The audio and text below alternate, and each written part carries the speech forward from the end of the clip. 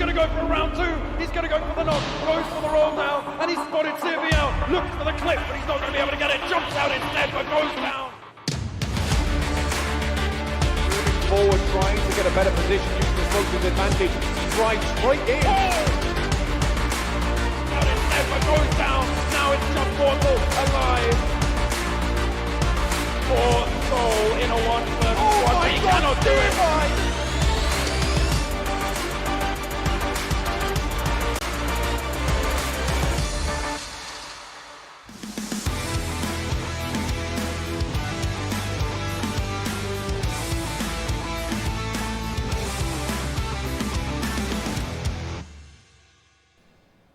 Ladies and gentlemen, boys and girls, gamers and non-gamers, pros and noobs, and I could go on and on. This is Venom from PC Peasants Gaming, and I have Crips here. Hello there, ladies and gentlemen. For those of you who are confused, we are not the gentlemen on screen. On screen, we have Ketan and Krat, our two beautiful Hindi casters, and we are pretending to dub them over just like we've been doing so for the past 3 days. Right, And this is the English desk of the PMCO Spring Split Indian Finals. This is the group stage, and it will go on for a couple more days, which will be followed by the semi-finals later on. Yes, we've got amazing games organized for you guys for today. We have 4 games, of course. Erangel, Sanhok, Miramar, and Vikendi. And this is Group V versus Group C. We've got some interesting talent coming up. And of course, they will be on the screen really soon. But let's look at the overall standings. We've got Orange Rock on podium position number 1 with 47 kills and 134 points. Fnatic close second with 47 kills as well and 119 points. Of course, Orange Rock showing off that 3 chicken dinner win. We've got Mayhem now in third position with 3 chicken dinners as well with 42 kills and 110 points. And let's not forget Aztecs, ESP, the amazing team that played so well yesterday, coming in 4th. Well, we also have AIMGAMING, who surprisingly were in the top 5 up until a few days ago, but now they've slipped down to 9. They will have a shot at redemption soon. We have Marcos Gaming, who have been struggling to get towards the mid-game, but then they somehow managed to make things worse for themselves, and I think I can say the same for Team -40 as well. Plenty of talent, but somehow no chicken dinners yet, but Team -40 do boast of some incredible talent. Speaking of chicken dinners, we've got Revenge Esports with 1 chicken dinner in position 17, losing their position again, and TeamGenocide with 1 chicken dinner as well. Yeah, so I mean, as long as you guys are in a top 24 situation, I think all these teams can still make it to the semi-finals, and this is a marathon and not a sprint. But these are the teams that we're worried about. We're really worried about these teams, aren't we, Crips? Oh, definitely.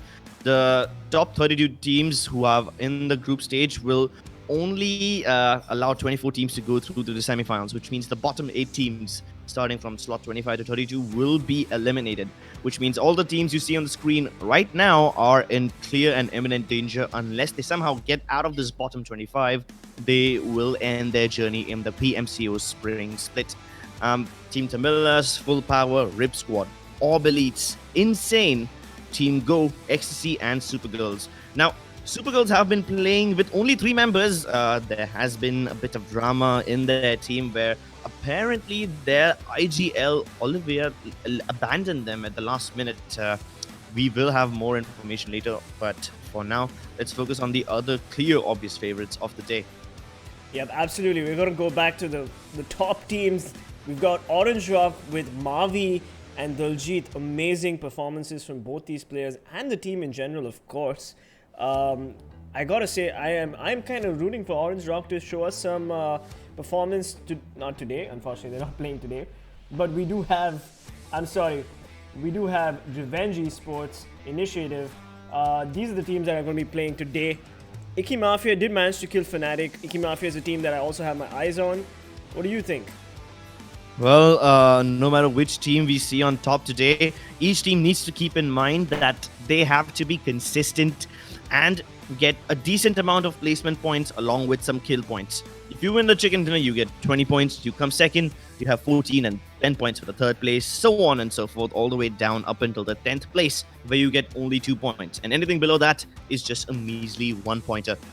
Obviously, if you manage to get a decent balance of both good placement points and a decent amount of kills, and you keep doing it again and again, that is going to be the key to success. It's a marathon, like you said, and it's not a sprint.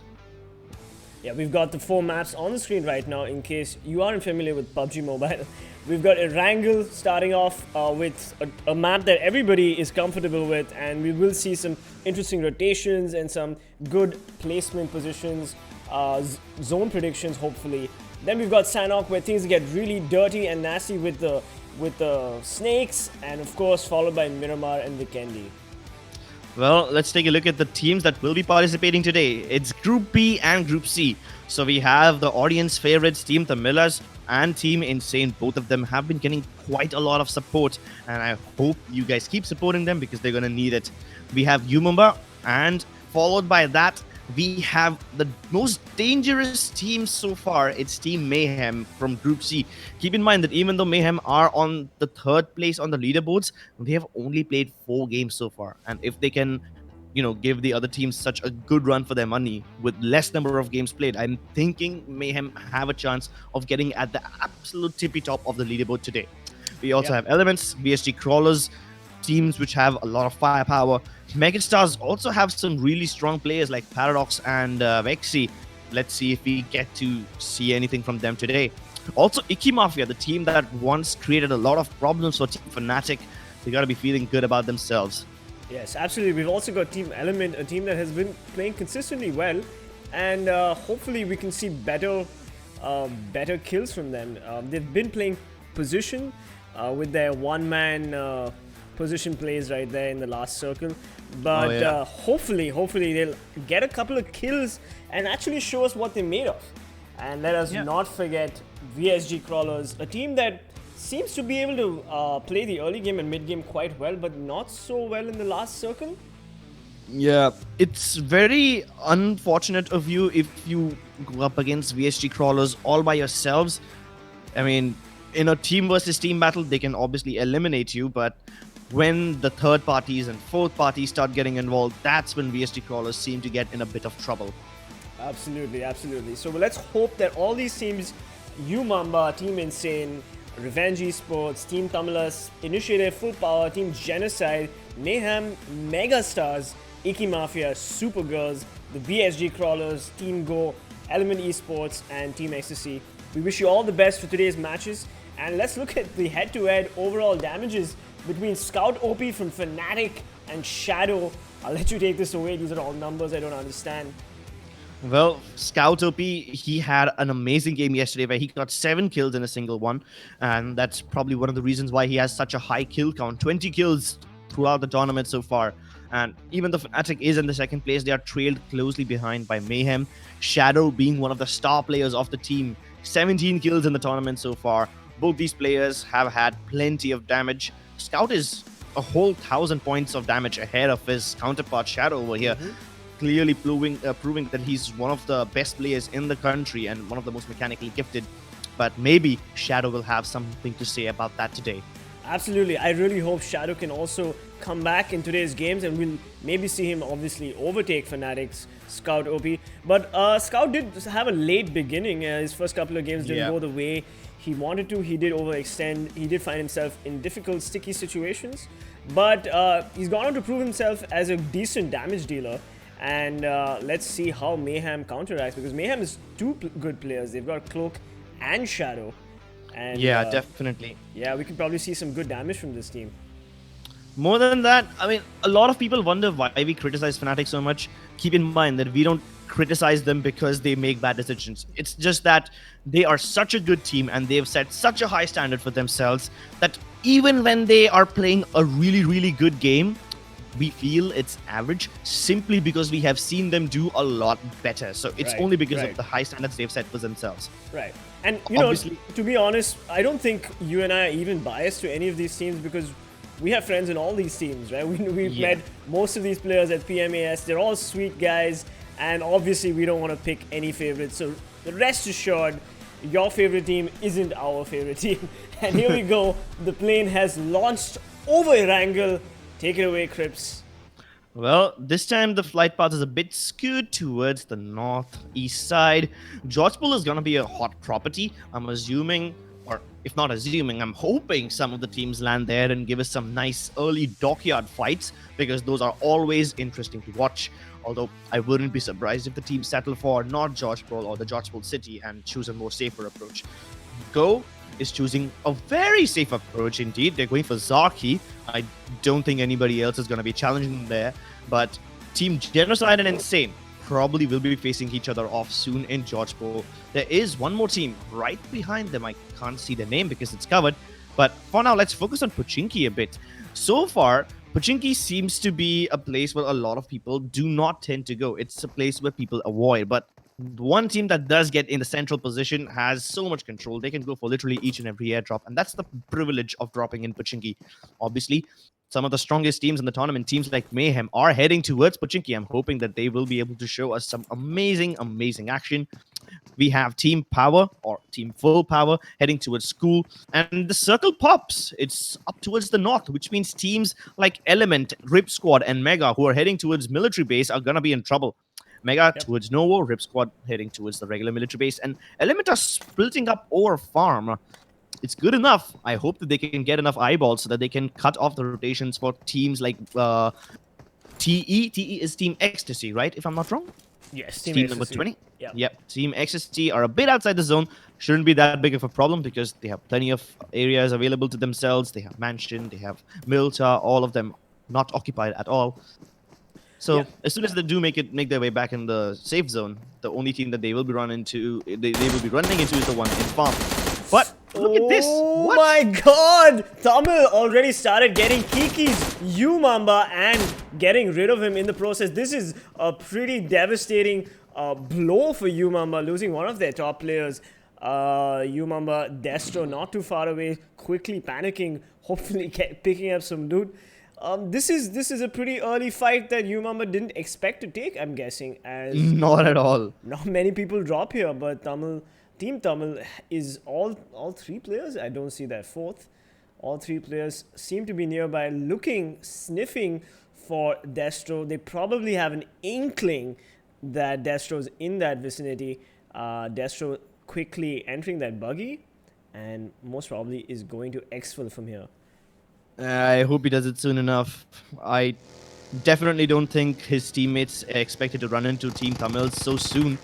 But now that they do have a bunch of cars, I'm assuming they don't have much loot because they dropped in the middle of the streets and just bites the dust.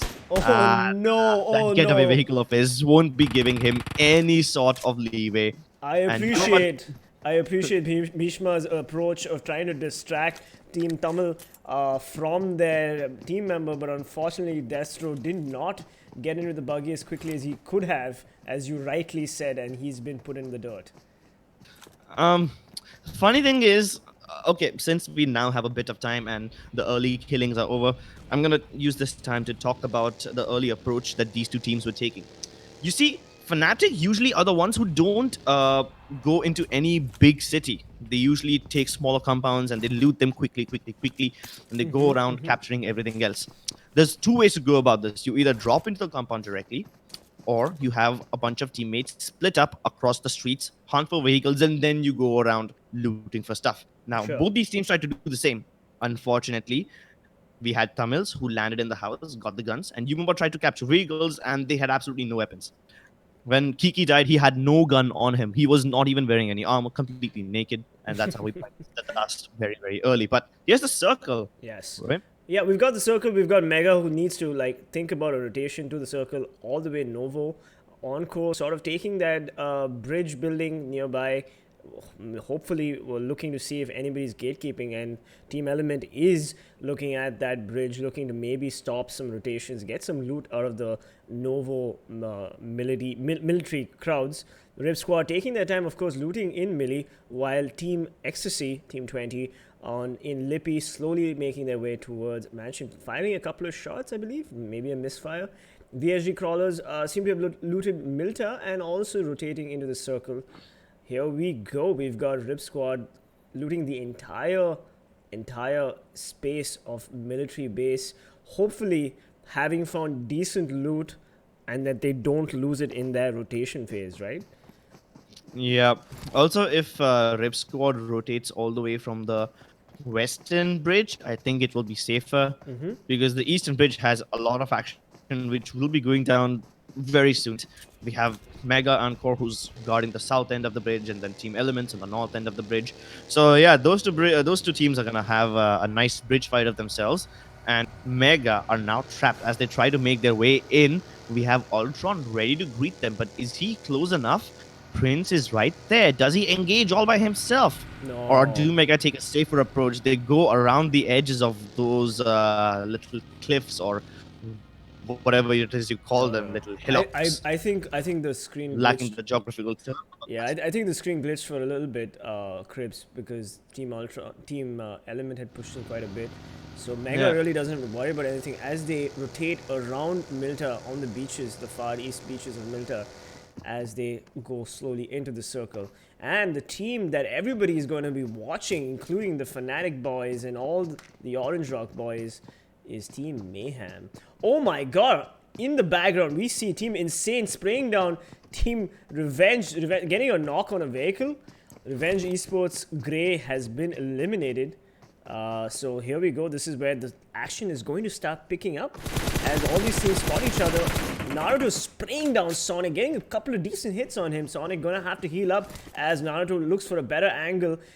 Revenge Esports not looking good here because they've lost one member, and Rip Squad's Rahul explodes in a fury blast. We're not really sure what happened there. That happened off screen, but let's focus on what's happening here. Crips. So I think Revenge were trying to rotate into the... They didn't even need to move out of George Pool. Why were they even doing that? I have no idea why Revenge was making this rotation. They had absolutely no reason to. And of course, when you do something like that, Insane is gonna mow you down. But while I say that, Team IE, they are moving right across them. Do IE also bite the dust? Yes, they do. No, actually, Revenge. Sonic still dies, and Tempest is getting shot from behind. So this two-way battle is now turned into a three-way battle. Revenge are gotta be super happy that IE came in as a big distraction. Akshay uses this time to get away and come to his teammates so that he can revive him. Good enough cover behind that rock, but if their car blows up or if their tires are shot down, then they are trapped behind there forever. Their only hope is that Team IE somehow saves them and distracts Team Insane long enough for them to get away. Although I don't think any of those things are going to be happening. It's almost like Sky heard you and he took out the tires. Now Revenge are a little bit kind of stuck there as they rotate. Legend taking a couple of shots at Akshay but not connecting. Sonic back on his feet, also rotating through Lok. Pretty far away. We're hoping that the Revenge Esports boys can actually rotate out of that situation. But holy shit, Team IE, Team Initiative, we did not expect that as they just happened to come by and cause so much of havoc. But Akshay spotting out Crucifer, getting the knock on him, whereas Naruto also getting a knock on Fury. We've got both Team Insane and Team Revenge destroying Team 10. Naruto finishing off Fury while Tempest getting the kill on Crucifer. Both Team Initiative, unfortunately for them, they did not expect to get into a fight so early, but yep, that's the price of rotation in these early games. Yeah, but that's the funny thing, right? They did not even need to rotate. I mean, I understand why Team IE came into the picture. They heard gunshots, they wanted to fight, they want a third party. Understandable. It doesn't work out for them, but that's a different story entirely.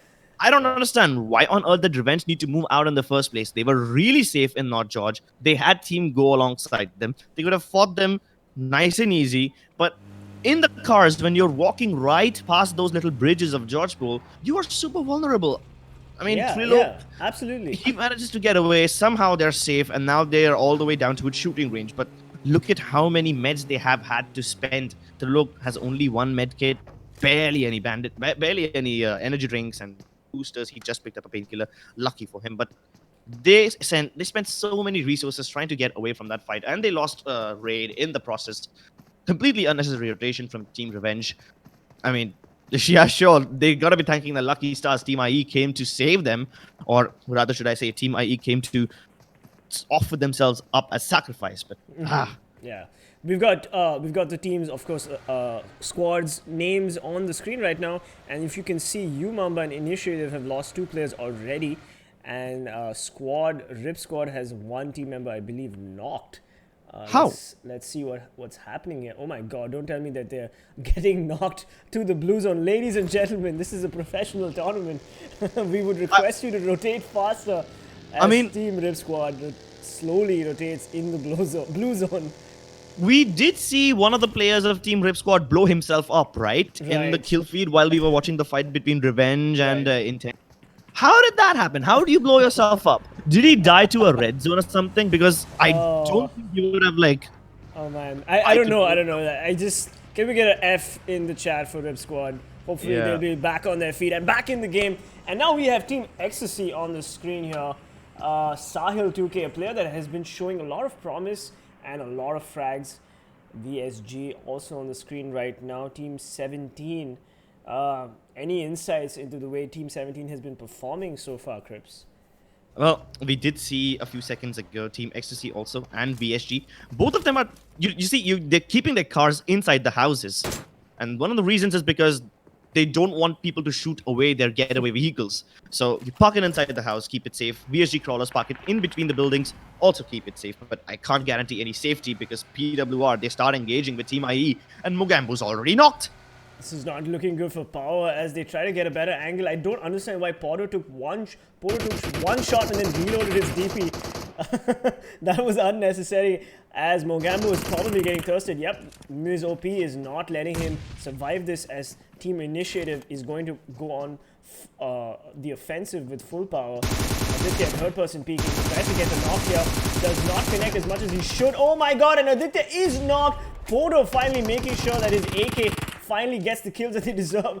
And Team Initiative eliminated in a hail of bullets. What happened right there? That was so fast. Well, Team Initiative already lost 2 of their players when they tried to third party that fight we saw earlier. And now the 2 remaining players, as they made their way into that little house, they were spotted by Team Power. Yep, sure, Power also made a couple of mistakes, but they were quick to the trigger. They rushed in with their cars and finished off the 2 remaining members. Obviously, they are also watching the kill feed, so they knew for a fact that as soon as Team Initiative entered that little house, they knew that they were going to be at a man disadvantage. So why not just take the fight right then and there and finish them off? Did you just burp? No. Okay. You know I can mute my mic, right? Anyway, so this is a little bit of shenanigans happening in the English desk. Just trying to keep it professional. As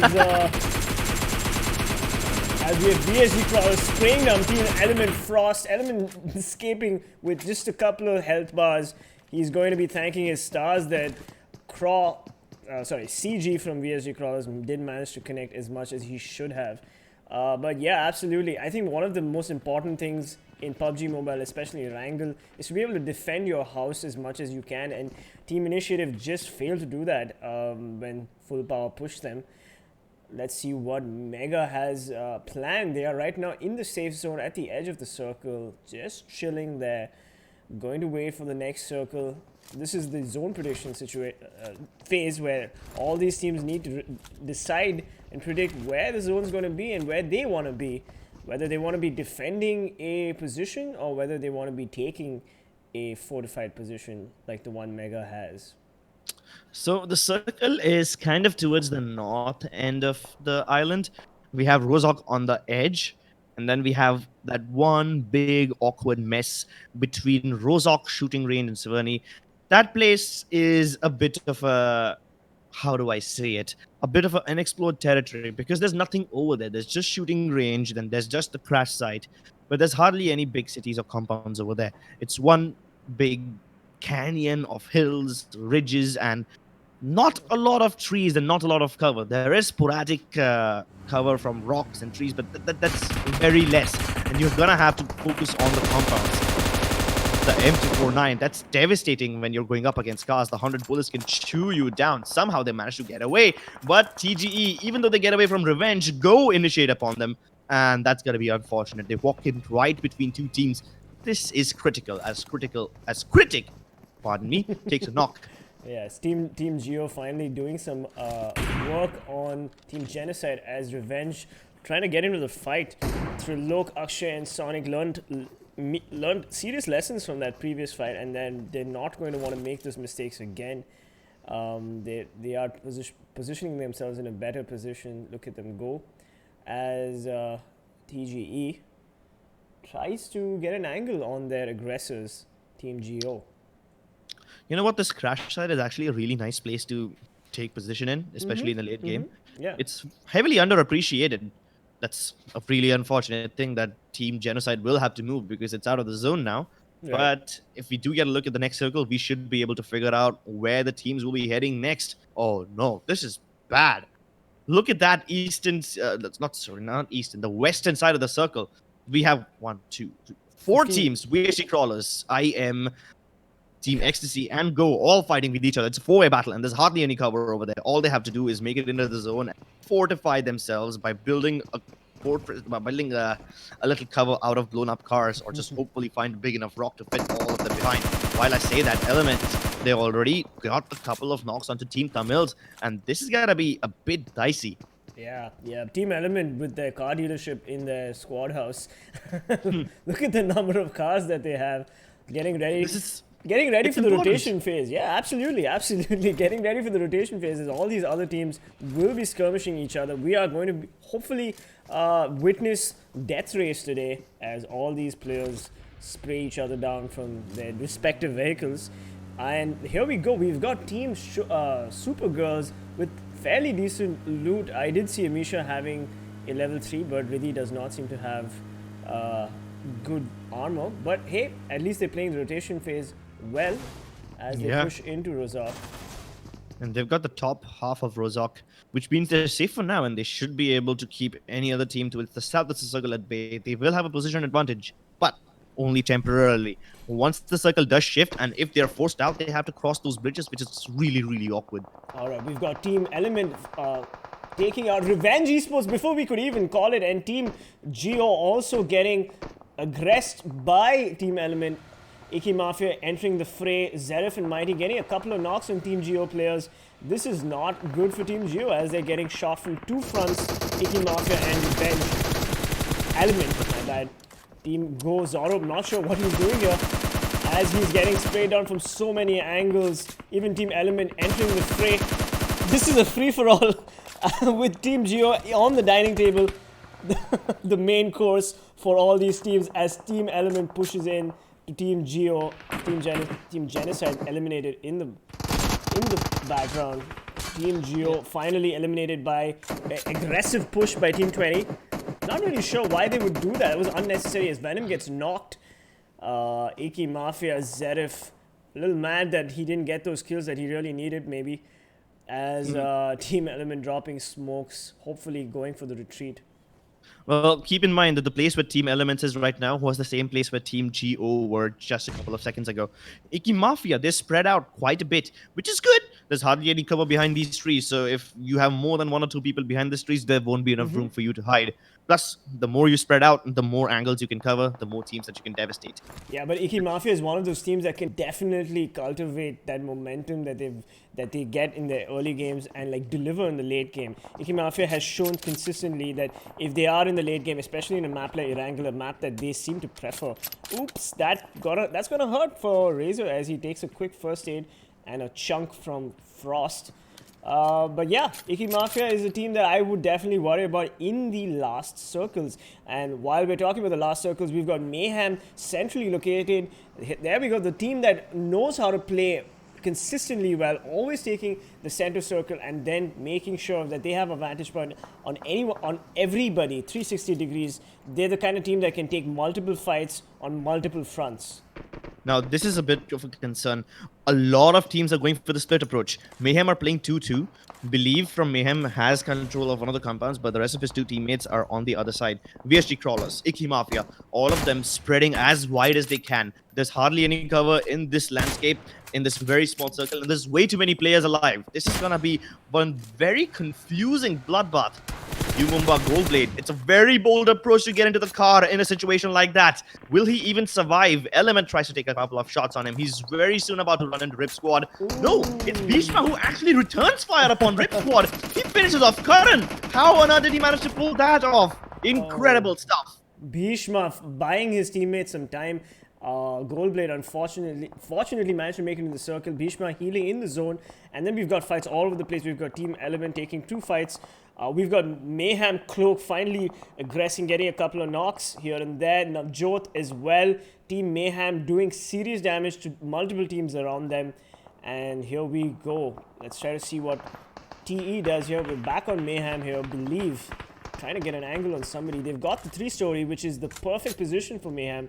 Definitely. They've got the vantage point, they've got the cars, they've got the ridges. They are in probably the best position for any team right now in this circle. Yeah, the only other team who has the good position other than Mayhem is Team Mega. But they're like located centrally, and their compound doesn't have the 3-story building, the height advantage which Mayhem has. While I say that Elements, they are making a lot of problems for Team Ecstasy. Sahil down and finished already. Venom hiding in the grass, hoping that he can somehow take advantage of the situation while he distracts them. Frosty fires upon them. Venom, a very risky approach, a bad decision as he gets knocked out by Ultron in the open. Frosty is all alone behind that car, and there's no way he can revive his teammate. Hopefully the smokes will come in soon enough. Frost also has to make a decision. Does he go for the finish or does he go revive his teammates? While that's happening, Frosty's already on the revive. No, wait, he's not. He's just hoping that Venom can move in quickly enough, drops a smoke so that he can get him to safety. Mayhem and VST Crawlers, they're both powering upon Team Power. How on earth is Team Power in such a bad position? They're getting shot by both the 2 strongest teams. Oh my god, look at the circle change. Circle change has just happened. Mayhem not too far from the circle, but gonna have to rotate. All the teams have to rotate except for Zerif from Icky Mafia and of course the VSG Crawlers who are comfortably in the circle. That is not going to be good. And there we go, VSG Crawlers finally eliminating Full Power. Racking up those points, as you can see, 3 points there. Element Esports, of course, topping the scoreboard with 7 points. And finally, SuperGirls have been spotted and have been pushed by Mayhem. Cloak spraying down the SuperGirls team. And that's it, SuperGirls. I keep saying SugarGirls. SuperGirls has been eliminated by Mayhem. And Mayhem needed that much needed loot, that level 3 vests and all that goodness. I have to point out, good rotation from SuperGirls as it took the only compound centrally available. Unfortunately, didn't have enough firepower to defend it from Mayhem. But here comes the rest of the teams. Mega, they also need to get out now. They are firing upon... Okay, it's actually Mayhem who's eliminating Ultron. And that leaves Team Elements with only... how many? What? 1 player left. That's gonna be problematic. Mega fires upon Team Mayhem now, and that's the clash of the titans that we were all looking for. Cloak manages to create away with Paradox, and that's good enough. But he still needs to do a lot of work. Paradox and Shadow both knocked out quite near to each other, but Encore for Team Mega, he's far away from his teammates. He's not gonna be able to revive him.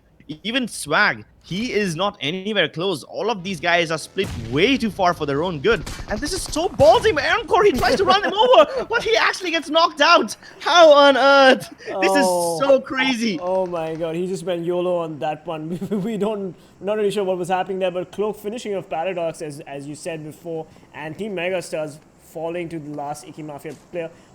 Not sure what happened to Icky Mafia's pain as he just got knocked by a car.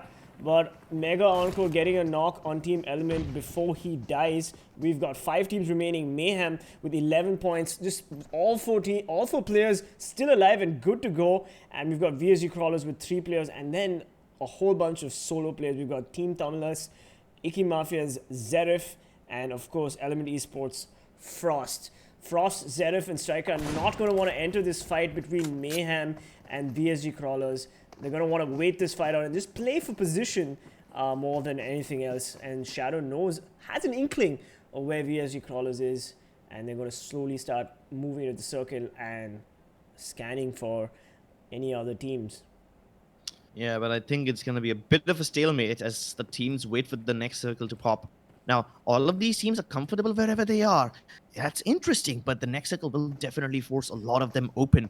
Elements, they are finally eliminated. Wait, how did Frost die there?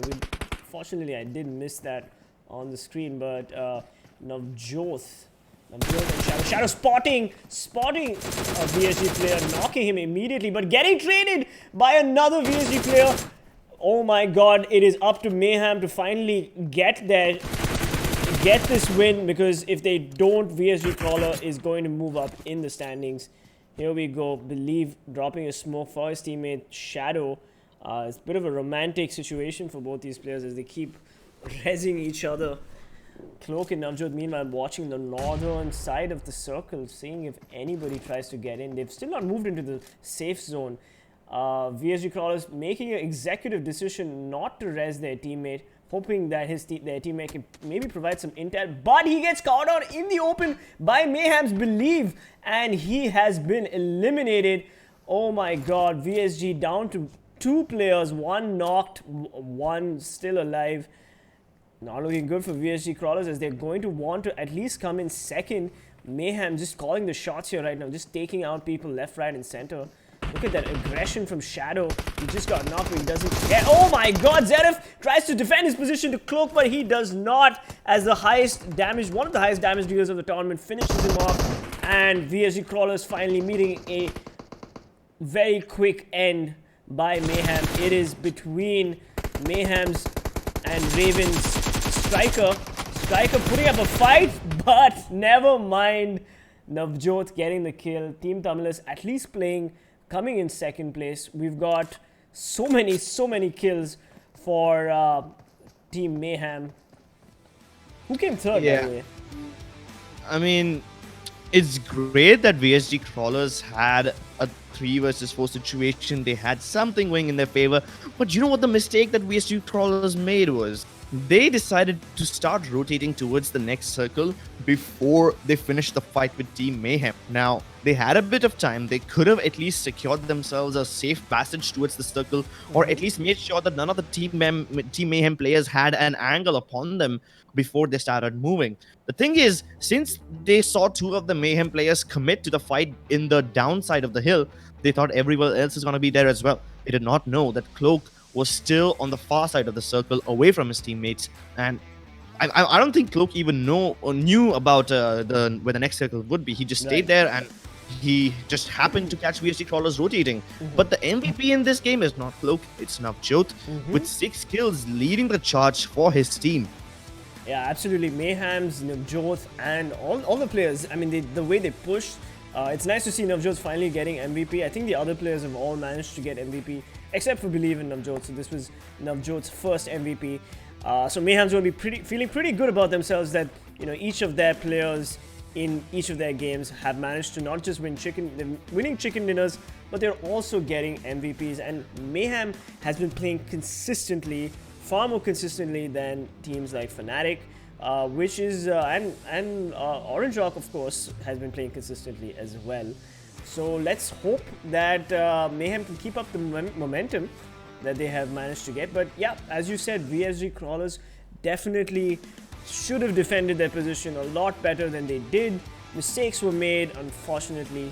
And now we have the top 5 players on the screen. We have 3 Mayhem players, number 1, 2, and 4. Navjot, Shadow, and Cloak. 6 kills, 5 kills, and 3 kills, respectively. And of course, Team Insane's Naruto with 4 kills. And finally, a VSG player in the mix, Evo, with 3 kills. Is that Evo D or Evo? I think we'll have to ask him himself when we see him the next time. Yeah, ladies and gentlemen, please have easy names for us to say. Well, the thing is, even though VSG Crawlers did make it to the second place, they were not the ones who were getting a lot of kills, despite being the team with the highest amount of man advantage. I absolutely have to give it to Team Tamilas. They stayed alive for as long as they could, and that was the best thing that they could do in a situation like that. And they ended up getting much more points than Team VSG, so kudos to them. Alright, so let's hope that the score standings come up soon and we can see what's happening. Alright, Mayhem with 16 kills that one game. 16 kills! Holy shit, 36 points. First place.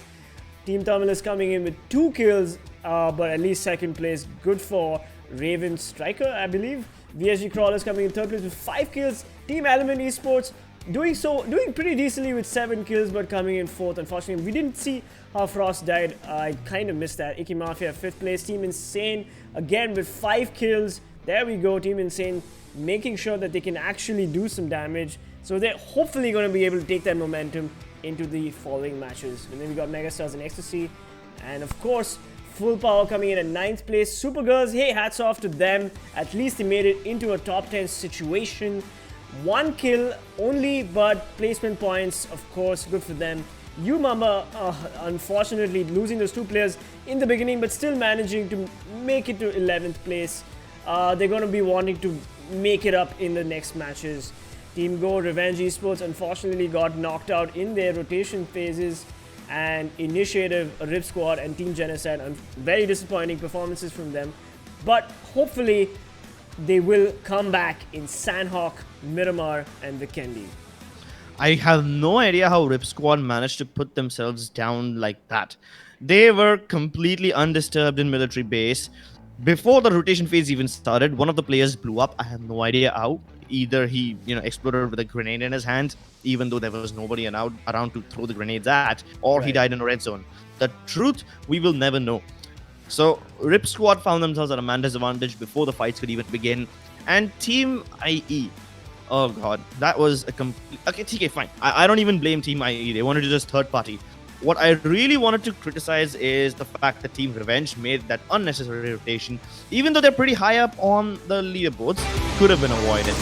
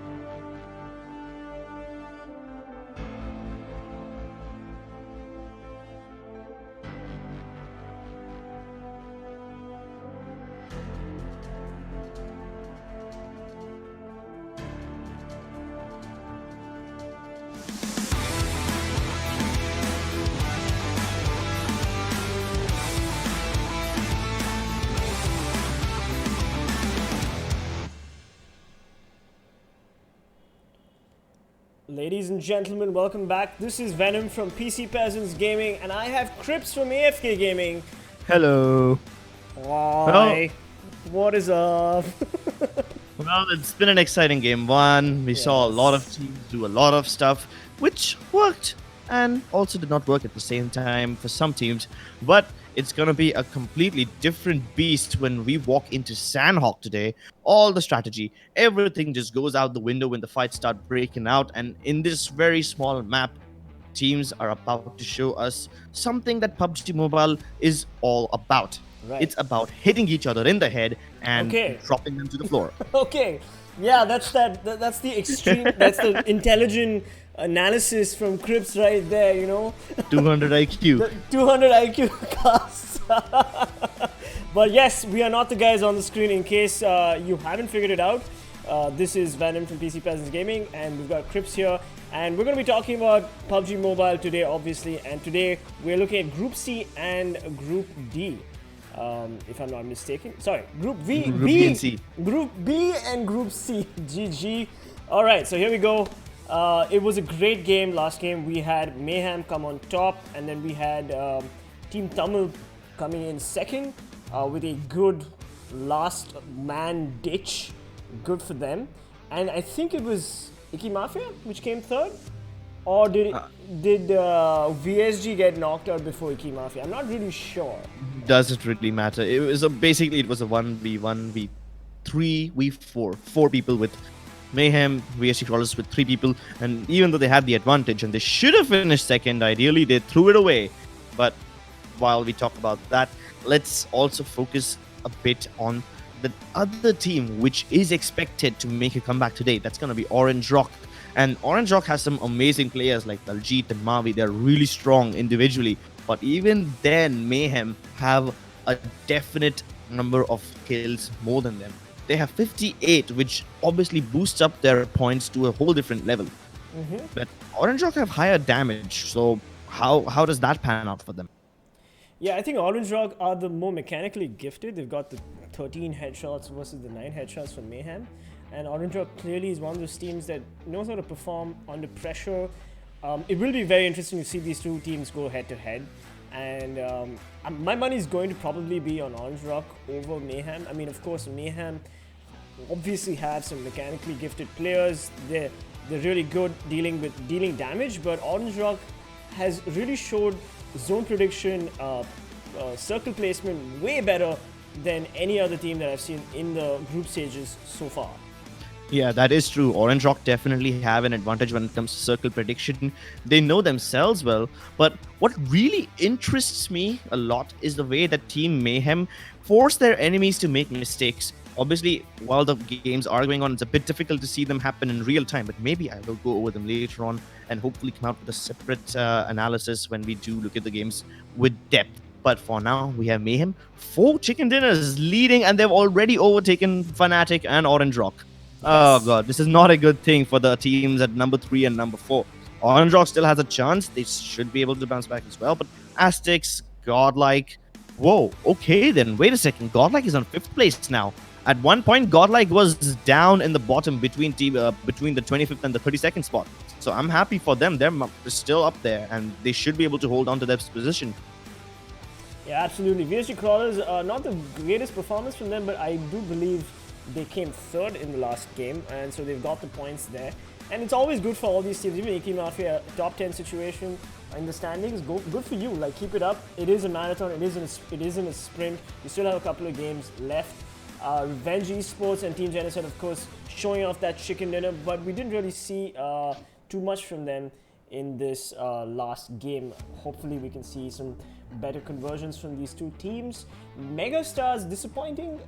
But hopefully they'll be able to come back. Team Tamil, not really sure why they're still there, but at least the last game they did manage to get that position to come in second. UMEXRXN, what a disappointing start to the day, but hopefully they will be coming back. SuperGirls, I know they're at the bottom of the charts, and I know a lot of people are giving them a hard time, but hey, playing a 3-man game in the group stage is definitely hard. And they had decent rotations this last game, so hopefully more they than can keep decent it up. actually. yeah, they can definitely keep it up and hopefully try to like catch up with the other teams. I mean, I love the way how SuperGirls were able to get inside that house, which was in control of Mega first, and then as soon as Mega left, SuperGirls recognized that opportunity, took that spot. It was a bit risky to get in there in the first place, and they weren't able to hold it against Team Mayhem. But who can really blame them? They're playing at a player disadvantage already, opting for gender neutral terms here. And getting into that house itself was a big enough deal for SuperGirls, so I wouldn't be too sad if I was them. Right, Plus, right. We have plenty of time left, so maybe they can still bounce back.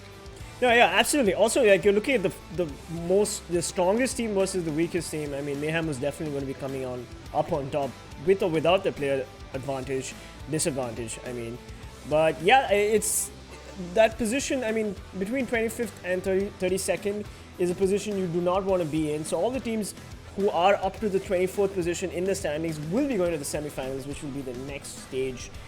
So all they have to do is up till Feb 13th, just ensure that they can keep their standings in the top 24 positions, and then of course they can hopefully perform better in the semi-finals of the PMCO Spring Split 2020. Well, I would like to point out a bit about Team Umumba. What were they up to in the last game? I have no idea. I mean, I'm pretty sure even they had no idea. They did not expect someone to drop into the same small compound. Nobody would expect that. Let's not be too hard on them. I mean, Umumba is definitely a good team, and you know, there is a certain amount of RNG in PUBG, and you know, that is one of the fun things about PUBG and PUBG Mobile. But hey, as you rightly said, and when you made that analogy with the Fnatic, and you were talking about how Fnatic drops in twos and then they loot smaller establishments, pick up vehicles, and then rotate appropriately. I believe that's what Umumba was trying to do, and they were just caught out in the open with Team Tamilas, and Team Tamilas were very quick to get that 2K advantage. Bhishma, of course, tried to buy his teammates some time, tried to buy Destro some time, but it just didn't work out for Destro. And hey, you win some, you lose some, yeah? Yeah, you win some, you lose some. Although, if this is the first time that Umumba are trying out a strategy like this, that start probably might have discouraged them from trying it any further. Let's just see what they decide to do in the next game. Sanhok, obviously a map where dropping into smaller settlements will be more viable, because you don't have to hunt for cars, you don't have to, you know, pay attention to rotation so much. It's a small map, you can outrun the play zone, so you don't have to worry about rotating that effectively right off the start. All you need to do is land safe, play your game, and hopefully keep some patience and stay alive long enough so that you have a man advantage going into the last few circles. But the plane's taken off, insane, heading towards Camp Bravo. We have Team Go, and we have VSG Crawlers. So at this point, it's all a mess. It's going to be interesting to see which team lands in Paradise and Bootcamp. Obviously, those are the two most heavily contested places. Go, heading all the way down south towards the dockyards. We have Insane and Bravo, Rip Squad spreading across Mongai. Encore in Mega Encore in in Paradise Resort. Team IE, I believe that's Initiative, heading towards Cow. SuperGirls heading towards the compound at the edges of the cliffs near Paradise and Bootcamp. Elemento, complete control of Bootcamp. Interesting. Pioneer is surprisingly very heavily contested. I did not expect that to happen. I did not expect Pioneer to be the place which would turn into the biggest battlefield of them all. But for now, we have Team Go X not really having the best of time. And once again, they're off to a bad start. A Shadow finishes off one of their players. Nah, definitely not the start you were hoping for.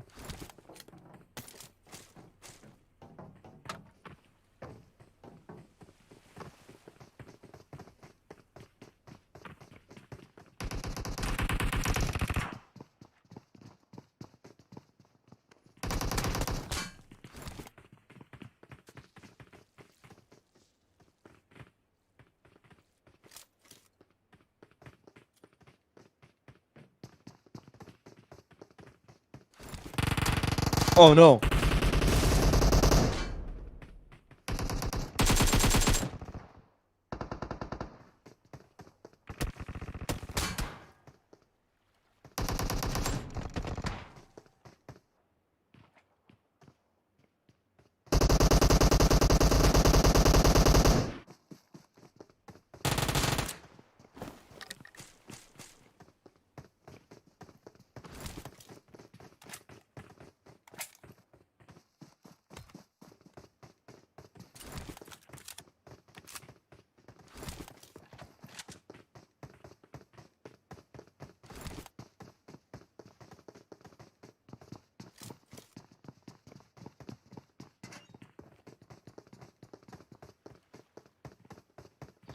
It's kind of fair, to be honest. Let's be honest. Mayhem, they are already ahead of Fnatic and Orange Rock, even though they haven't played as many games as them. So we should give the other teams a chance.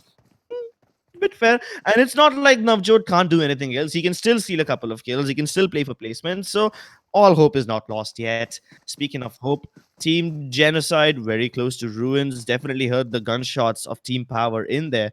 And they're quite spread apart. So do they circle around Team Power in a very nice boa constrictor-esque fashion? Or do they just get picked off one by one? It's a win some, lose some situation. Let's see what decisions they make next. Yeah.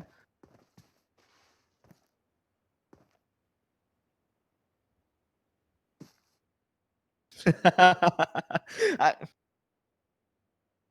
None of us can. Nobody would have expected Mayhem to make mistakes like that. It's very uncharacteristic of them. And I'm not able to sense whatever Team Mayhem just did, but it's okay. Things happen. And the best we can do is just forget them and move on. Jesus, that was a bit too deep. That doesn't just apply for PUBG Mobile. It applies for pretty much every aspect in life. Moving away.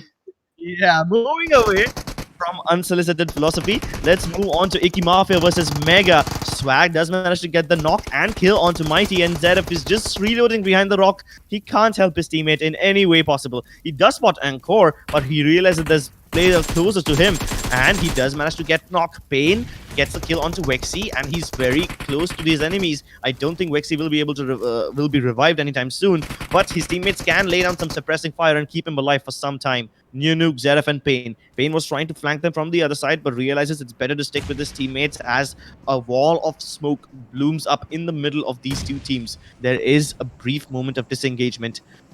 Maybe the teams can use this time to revive their fallen comrades or flank them from the other sides, which is exactly what New Nuke is doing. All right, we're back. We're back. I'm so sorry. I've been having some technical issues, and I believe my mic was not functioning for that entire Mayhem situation. So, No, it was. no, I think there has been a little glitch, and we do apologize for the technical issues, but we have sorted it out. Thank you so much for the feedback. We've got Icky Mafia, of course, on the screen here right now. Lost one man, but it's okay. They're still back in the game. That was a quick, decisive victory for them. Huh. Well, Mega, they are falling away, and it's fine. Mega would have wanted to take those fights once again, but it's fine if you just walk away now and take those fights later on in the play stages later. I mean, it's obviously better to have one team completely eliminated, so that's less danger for you. But Icky Mafia is not out of danger just yet, because they might just run into Team Mega once again. They are both circling around the same hill, and guess what? Even SuperGirls is in the mix. They're pretty close by. Insane might just have the vision onto Team Ecstasy because they're on the same side of Quarry. But let's be honest, Raven are dangerously close to one other team, and they are in cars, so Raven probably might run into some unexpected resistance. There's an AWM smack in the center, unclaimed, not even a single player around it. Right. That's surprising. Yeah, well, there goes that AWM. Hopefully, it will get picked up by one team. And for those of you who just missed the mayhem that Mayhem went through, we had a team nade right on the screen. Unfortunate for Mayhem as they got eliminated by Team Go. And now we are spectating Team Tamil. I'm just going to call you guys Team Tamil because it's just easier. I'm sorry.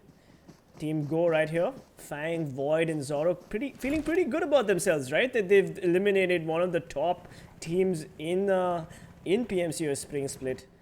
Yep. Good for them.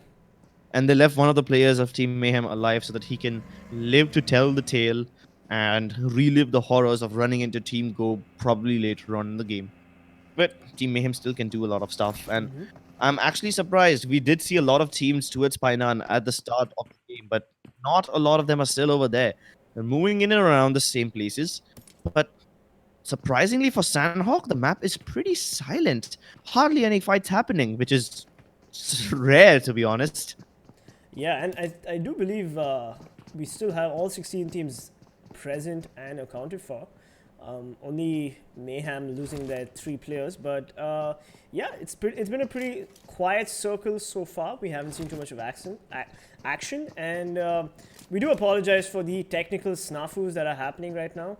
As you know, Crips is now casting this game from Mumbai in the comfort of his comfy studio, and I'm casting this game from the comfort of my studio apartment in Chennai. So yeah, not studios but studio apartments. We were just trying to sound cool, and we have the circle right now on the screen. We've got a pretty decent circle eastwards facing. Most of the teams already in the circle. Team Insane, of course, centrally positioned. Again, the SuperGirls. Why do I keep saying Sugar Girls? The SuperGirls are also looking to rotate. Hopefully, they will not run into too much of action. Icky Mafia as well. We've got Team 19 getting into a quick fight, shooting at Ultron, and vice versa. Team Element also rotate. Revenge versus VSG. Okay, this is good enough. Now, both these teams made some questionable decisions in the previous game. This is their chance at redemption. VSG, very close to each other. So if Revenge can somehow get their nades right and use that uphill advantage, roll the nades down the hill, they should be able to get the kills. But they don't even need that. Akshay, with just a holoscope, should be able to knock out HB. And now the push begins. They're spraying randomly in the smoke, and they're still finding shots, so that's great. Now, VSG have a little bit of time before Revenge get towards them, and they surround them from every direction. Akshay taking the left flank, his teammates taking the right, and they're inching closer to their opponents. Akshay is trying to get an angle on Team VSG Crawlers, and obviously VSG Crawlers has healed up, and they are going to wanna try to position themselves better. They Sorry? They just disengaged. Yep, they just disengaged. I'm guessing they didn't want to take the fight. They didn't want to commit to the fight. Meanwhile, oh my god, the SuperGirls, Riddhi and Amisha in the line of sight of Zerif from Icky Mafia. Icky Mafia, Zerif is almost mocking them in a way, trying to get them to peek out of that rock. Amisha standing, and she moves into the gloom and smoke and manages to get out of the line of sight. Icky Mafia gonna want to get into this fight, and hopefully we'll see the SuperGirls actually do something for a change in this PMCO group stage, because we really haven't seen much. I love the way they use that smoke to completely cover off the distance between the rock and that settlement. They get to the safety of those houses, and now they can freely move about and reposition themselves. Yes. And hopefully set up a nice tactical area so that they can, eliminate Team IM without much trouble. So see, I'm genuinely impressed. Right. I have no idea how SuperGirls are still at the bottom. They're making some really sound and really sensible decisions, which means they have a lot of game awareness. Absolutely, absolutely. I think it's SuperGirls have just had a rough start to the entire tournament, and there is obviously a lot of pressure. There's a lot of internal politics happening with 2 of their players leaving. But hey, here we go. We've got Team Element Prince knocking a Revenge Esports player in the background, I believe.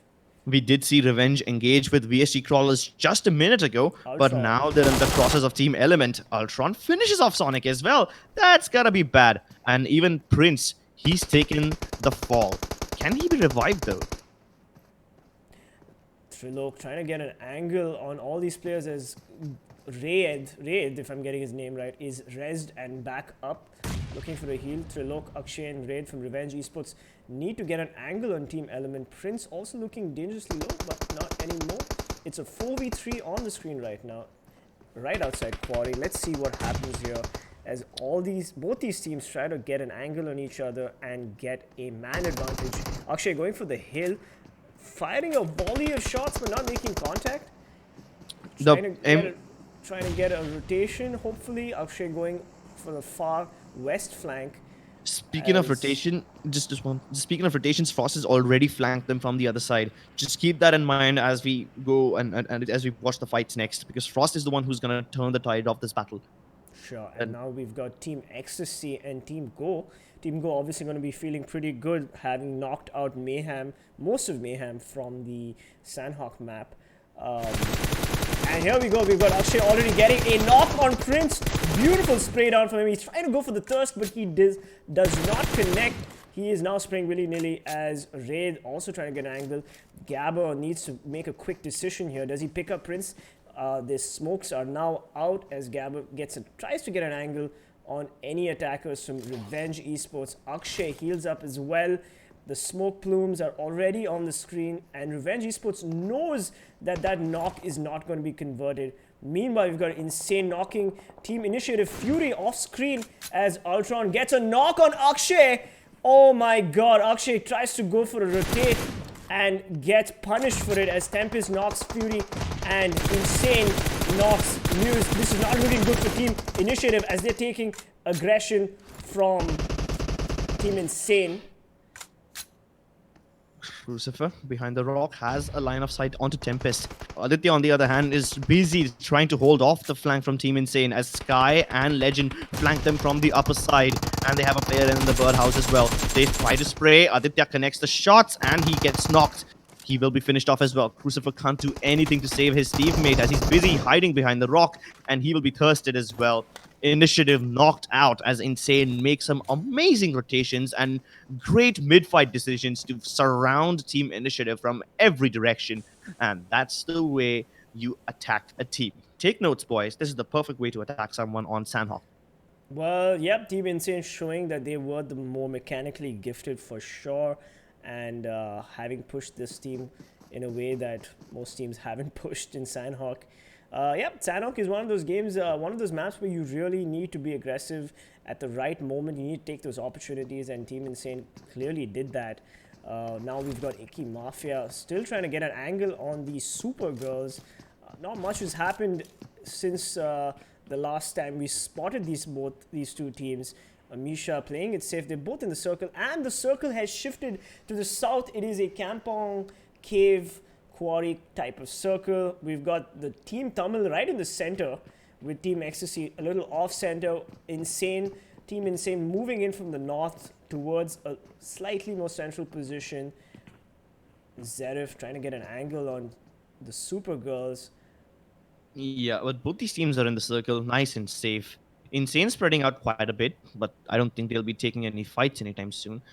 And Core and Yumumba also should be able to rotate into the circle safely. Mega might just be in a little bit of danger from power, but that seems unlikely. Now, once the fight between SuperGirls and Icky Mafia does break out, Mega and Core will try to third party them, but now they have bigger problems. Power has spotted Mega and Core. The fight between Power and Mega has already begun. This is going to be a good fight, ladies and gentlemen, because Team Mega is, of course, a sponsored team with a bootcamp, I believe, and hopefully we will see some interesting plays from them as Icky Mafia disengages from the SuperGirls and tries to move into the circle. Maybe they'll try to gatekeep it. Meanwhile, TeamELVES Ultron, oh my god, Icky Mafia Zerif just gets knocked by a spray down from Paradox from Team Mega. Icky Mafia Neo Nike trying to figure out where the shots came from. He takes the aim. Oh my god, what a beautiful spray from Nike, knocking Mega teammates. Even Payne getting another knock. Beautiful retaliation from Icky Mafia. Here we go, boys. Here we go. Let's see what Icky Mafia does here as Team Mega has two players knocked, and they are getting aggroed by another team. Vexy in a bad position, losing a lot of HP. Paradox also pretty low. And there we go. Nike finishing, knocking Paradox, knocking Vexy, Payne knocking, and oh my god, so many knocks. Icky Mafia is not letting these players survive. Encore, last man standing. That was a brutal spray down from Icky Mafia. They paid the price, Mega. Don't you think they shouldn't have shot at Zerif while they were rotating? Yeah, I thought they would be able to catch Icky Mafia in transition, because you see Icky Mafia, they ran out of patience. They decided to just give up on SuperGirls and decided to go third party in. But they ended up catching Encore and eliminating the rest of his team.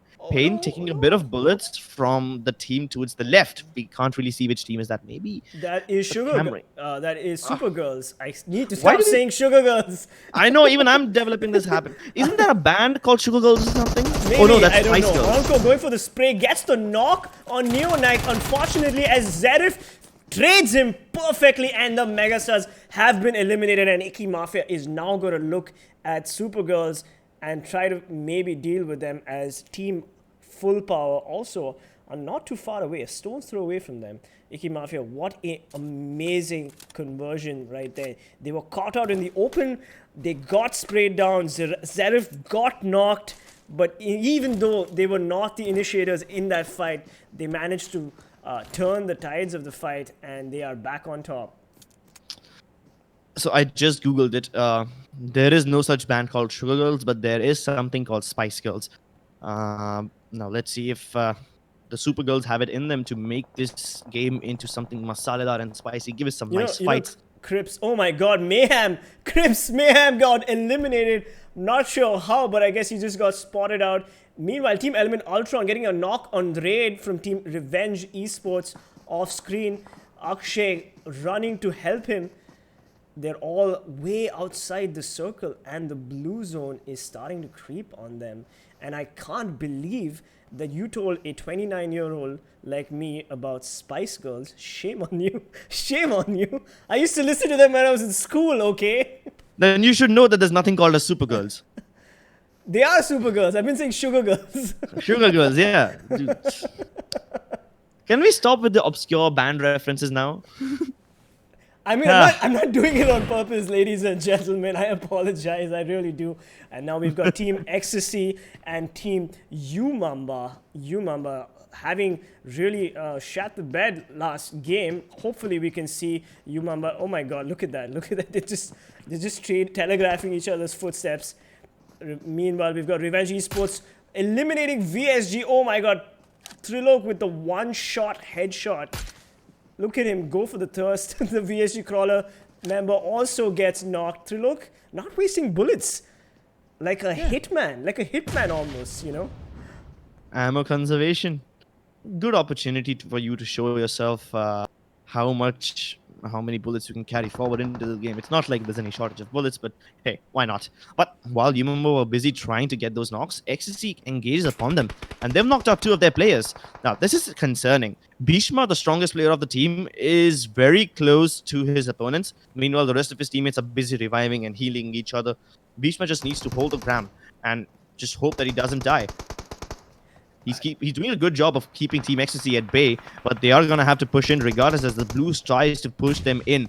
We have Team Go and Team Ecstasy also in the mix over here, so there's going to be a 3-way battle.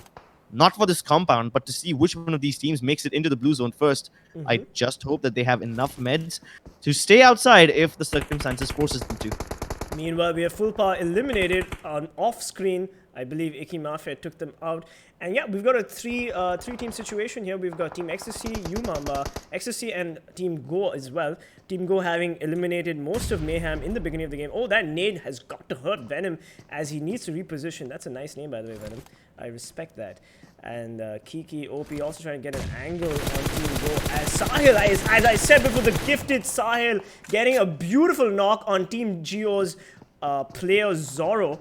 Sahil going to be feeling pretty good about himself, but UMEXRXN pushes them. Frosty really low. Frosty gets the trade on Goldblade. Destro gets the knock on Frosty. Bhishma thirst Frosty OP, and here we go. We've got another fight happening as Zerif also aggroes Team Element. Oh my god, Destro from Team UMEXRXN gets knocked by the play zone. That's got to be embarrassing for him. Team Ecstasy getting out of the circle, getting into the circle, I believe. And what? Oh my god! TeamGenocide with the nade on Rip. Oh my god, there's too much happening right now on screen. And somehow Razor still manages to knock out Ash Gamer. So Ash and Razor both knocked each other out with grenades. It's a nade for nade as the play zone continues to push them forward. TeamGenocide is in danger. Critic has to abandon his teammates and move ahead, hoping that he will get across the road, but he will not. He will be falling to the crosshairs of Team Revenge as they also step in. Somehow Rip Squad with their 3 remaining players are alive, but it seems like XDG will have to abandon his teammates. I don't think they're going to be able to revive each other. It's unfortunate. Team Geo also eliminated. It is Rip Squad with 3 players, dangerously close. Getting an angle on Revenge. Oh, here we go. Rahul knocks Akshay as Gabbar gets a molly on Trilok. This is not looking good for Revenge Esports. Akshay gets thirsted finally. Revenge Esports pretty much almost out of the game. And Trilok also gets knocked. Revenge Esports dangerously close to getting knocked out. One player remaining in Revenge Esports as Bhishma also another UMAMA player getting knocked by the play zone. Terrible, terrible, terrible luck. Ecstasy trying to get an angle on these players. Ripkey sprays, but he gets overconfident. And UMAMA eliminated, as well as Bhishma, Team Genocide eliminated as well. This is crazy. We have so many eliminations and so many third parties. Crips, take it away. Ecstasy, they have sight on Team Revenge and the one Rip Squad. But while I say that, another team gets knocked out. It's Icky Mafia. They have been eliminated. Team Ecstasy, though, they are pushing in slowly and surely into the circle while keeping everyone else in check. This is great. SuperGirls, be caught off guard and they will be eliminated as well. This circle is absolutely devastating. 3 teams have already fallen and the circle hasn't even finished closing entirely yet. Element, they get one more as Sahil manages to return fire upon Rip Squad. Rahul knocked out in the open and Razor healing away outside the blue. Tempest, he needs to make his way in, but he's gonna finish off Kiki one more time before he finally enters the zone. He still manages to get the revive onto Legend. Insane, having some insane performances and keeping themselves alive. Absolutely. Meanwhile, Rip Squad, they are healing away. They know for a fact that Team Ecstasy have eyes on them, but Unreal has been knocked, and this is the chance that Rip Squad needs to take. But instead of going into the zone, he's going to go for the knocks. This is great. He's gonna die, but he will take out a couple more players before he finally hits the ground. Rip Squad saying that, hey, if I'm gonna go down, I'm gonna take you with me. And that's the power of sacrifice. Either way, it did not work out. Yeah, I'm as not sure. Sahil still manages to revive Venom. So Ecstasy have 2 of their players alive now, and they fire upon Element's Gabbar. He does take a little bit of damage, but while I say that, Ultron manages to knock out one of the players of Ecstasy. It's a 2v2v2, 3-way battle for the chicken dinner, and all the teams know each other's position. Element, Ultron is taking fire from the other side, somehow is still alive. Gabbar hiding in the smoke. Both of them are very far apart. They can't help each other.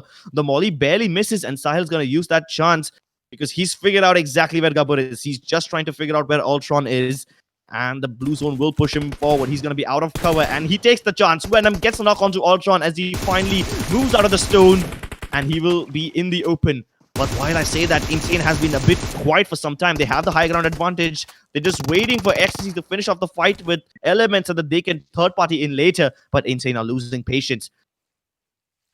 Ultron, no chance of him getting revived. Sahil moving along from the left-hand side. He takes a lot of damage from the nade, and he doesn't know exactly where Ultron is. It's Elements who takes the chance to get the knock onto Sahil. Venom, last man standing for his team. No chance of getting his teammate back online, as Insane have to just deal with 1 player from Elements, 1 player from Ecstasy. Both knocks, and this is the perfect chance for Insane to mount a comeback. Will they go for the revive, though? Not gonna be possible, as Venom, even though he's down on the ground, manages to eliminate 1 more player and get another point in the bag, but his position has been compromised, and Legend takes him down. 1 versus 2. It's Gabbar.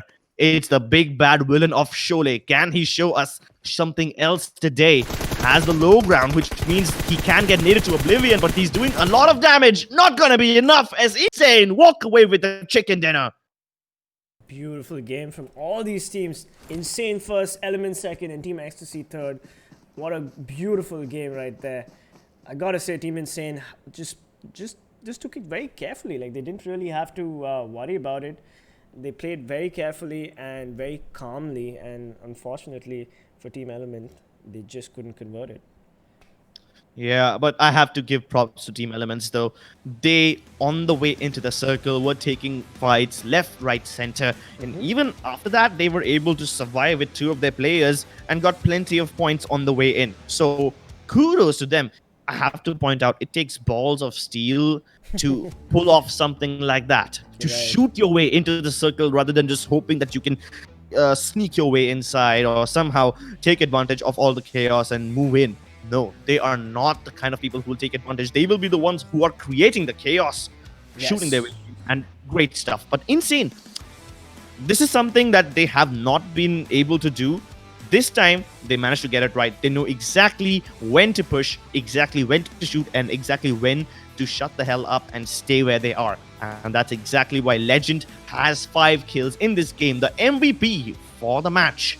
I need to point out something. 846 damage. That's a lot of damage that Legend dished out in that last match right there. So props to Team Insane for finally showing us what they're actually made of. We did have Team Elements, of course, come in second and Team Ecstasy come in third. But I do want to highlight a couple of other teams that didn't, of course, make it to the top 3 situation. We had Icky Mafia, Zerif, and his gang of beasts. Oh, yes. Just give Team Mega a run for their money. What a beautiful retaliation from them. And I gotta say, I have a lot more respect for Icky Mafia, and I do believe that Icky Mafia's early fights are in Sanhok, well, not early, like late game fights in Sanhok, are definitely going to keep them pumped for the next couple of matches. We've got Vikendi, we've got Miramar, we've got Vikendi coming up next, so don't go anywhere. And of course, let us not forget the first early game fight that we saw, Team Geo versus Mayhem.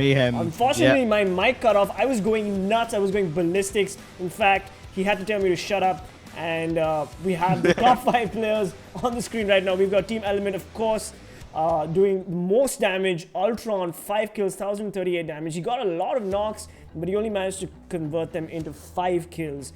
Then we've got Team Insane, of course, Legend, coming in with 5 kills and 846 damage, our MVP. And then Team Element, third place, Gabbar, coming in with 4 kills, 613 damage. But let's look at the number of headshots the Legend has. He's clearly a very mechanically gifted player. Neonag again, Icky Mafia, Neonag, a bunch of double kills on the Team Megastars. And unfortunately, I missed the 5th player. Who was the 5th player, Crips? Well, I wasn't even paying... in my mind, I was still thinking about the fact that Go, the team who hasn't really been performing well, just sent a really strong message in this game. You see, if Team Mayhem was to lose, I probably would have expected some other big name team to take them down. Definitely not Team Go, which sends a clear message that no matter how strong you are, PUBG is a very unpredictable game and anything can happen. Anyone can step up at any time. And if Go realize that they can knock out Team Mayhem, I hope it gives them the much needed confidence boost to go ahead and take the rest of the tournament by storm. Team Insane, obviously the Chicken Dinner winners, have the highest kills, 11 points. Yeah, absolutely. Team Insane coming in with 11 kills, but Team Element Esports not too far behind with 9 points, 9 kills and 23 points. Team Ecstasy coming in third, a team that we haven't seen perform of late, but good for them, they're finally there. And of course, the standings have changed before we could cover each the other teams, but here we go. We got Team Geo coming in 9th place, a good game from them with 4 kills. Team Genocide coming in 10th place with 2 kills. And of course, Megastars, UMEXRXN, disappointing.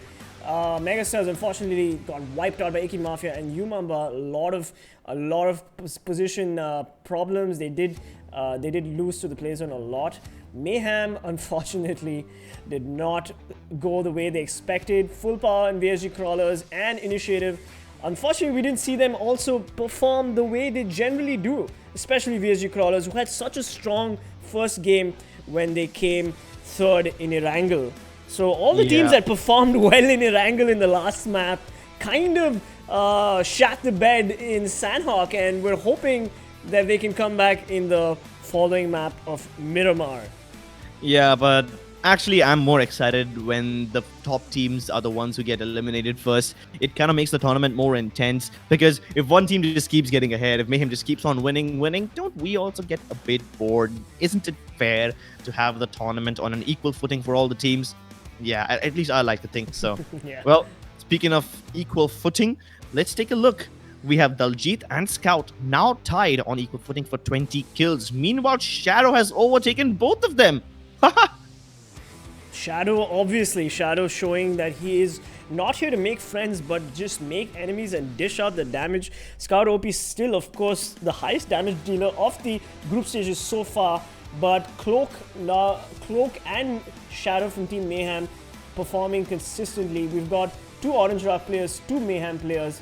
Mavi, of course, coming in with 17 kills and 4,000 damage. Mavi, Scout OP, Shadow, these three players dishing out damages in the 4K range, which is incredible. But let's look at survivability for a second, and it's very clear that Mavi has the highest average survival rate, and we will see Orange Rock's stats, of course, improve as their group performs in the following days. Well, let's be honest, both the Team Orange Rock players have higher survivability than the other ones, which does pose a bit of a threat to the other teams. They might have a chance to overtake them today. They might have a chance to leave Fnatic and both Orange Rock behind, but will they build enough point difference between them so that they have a lead on the next few days as well? Not sure.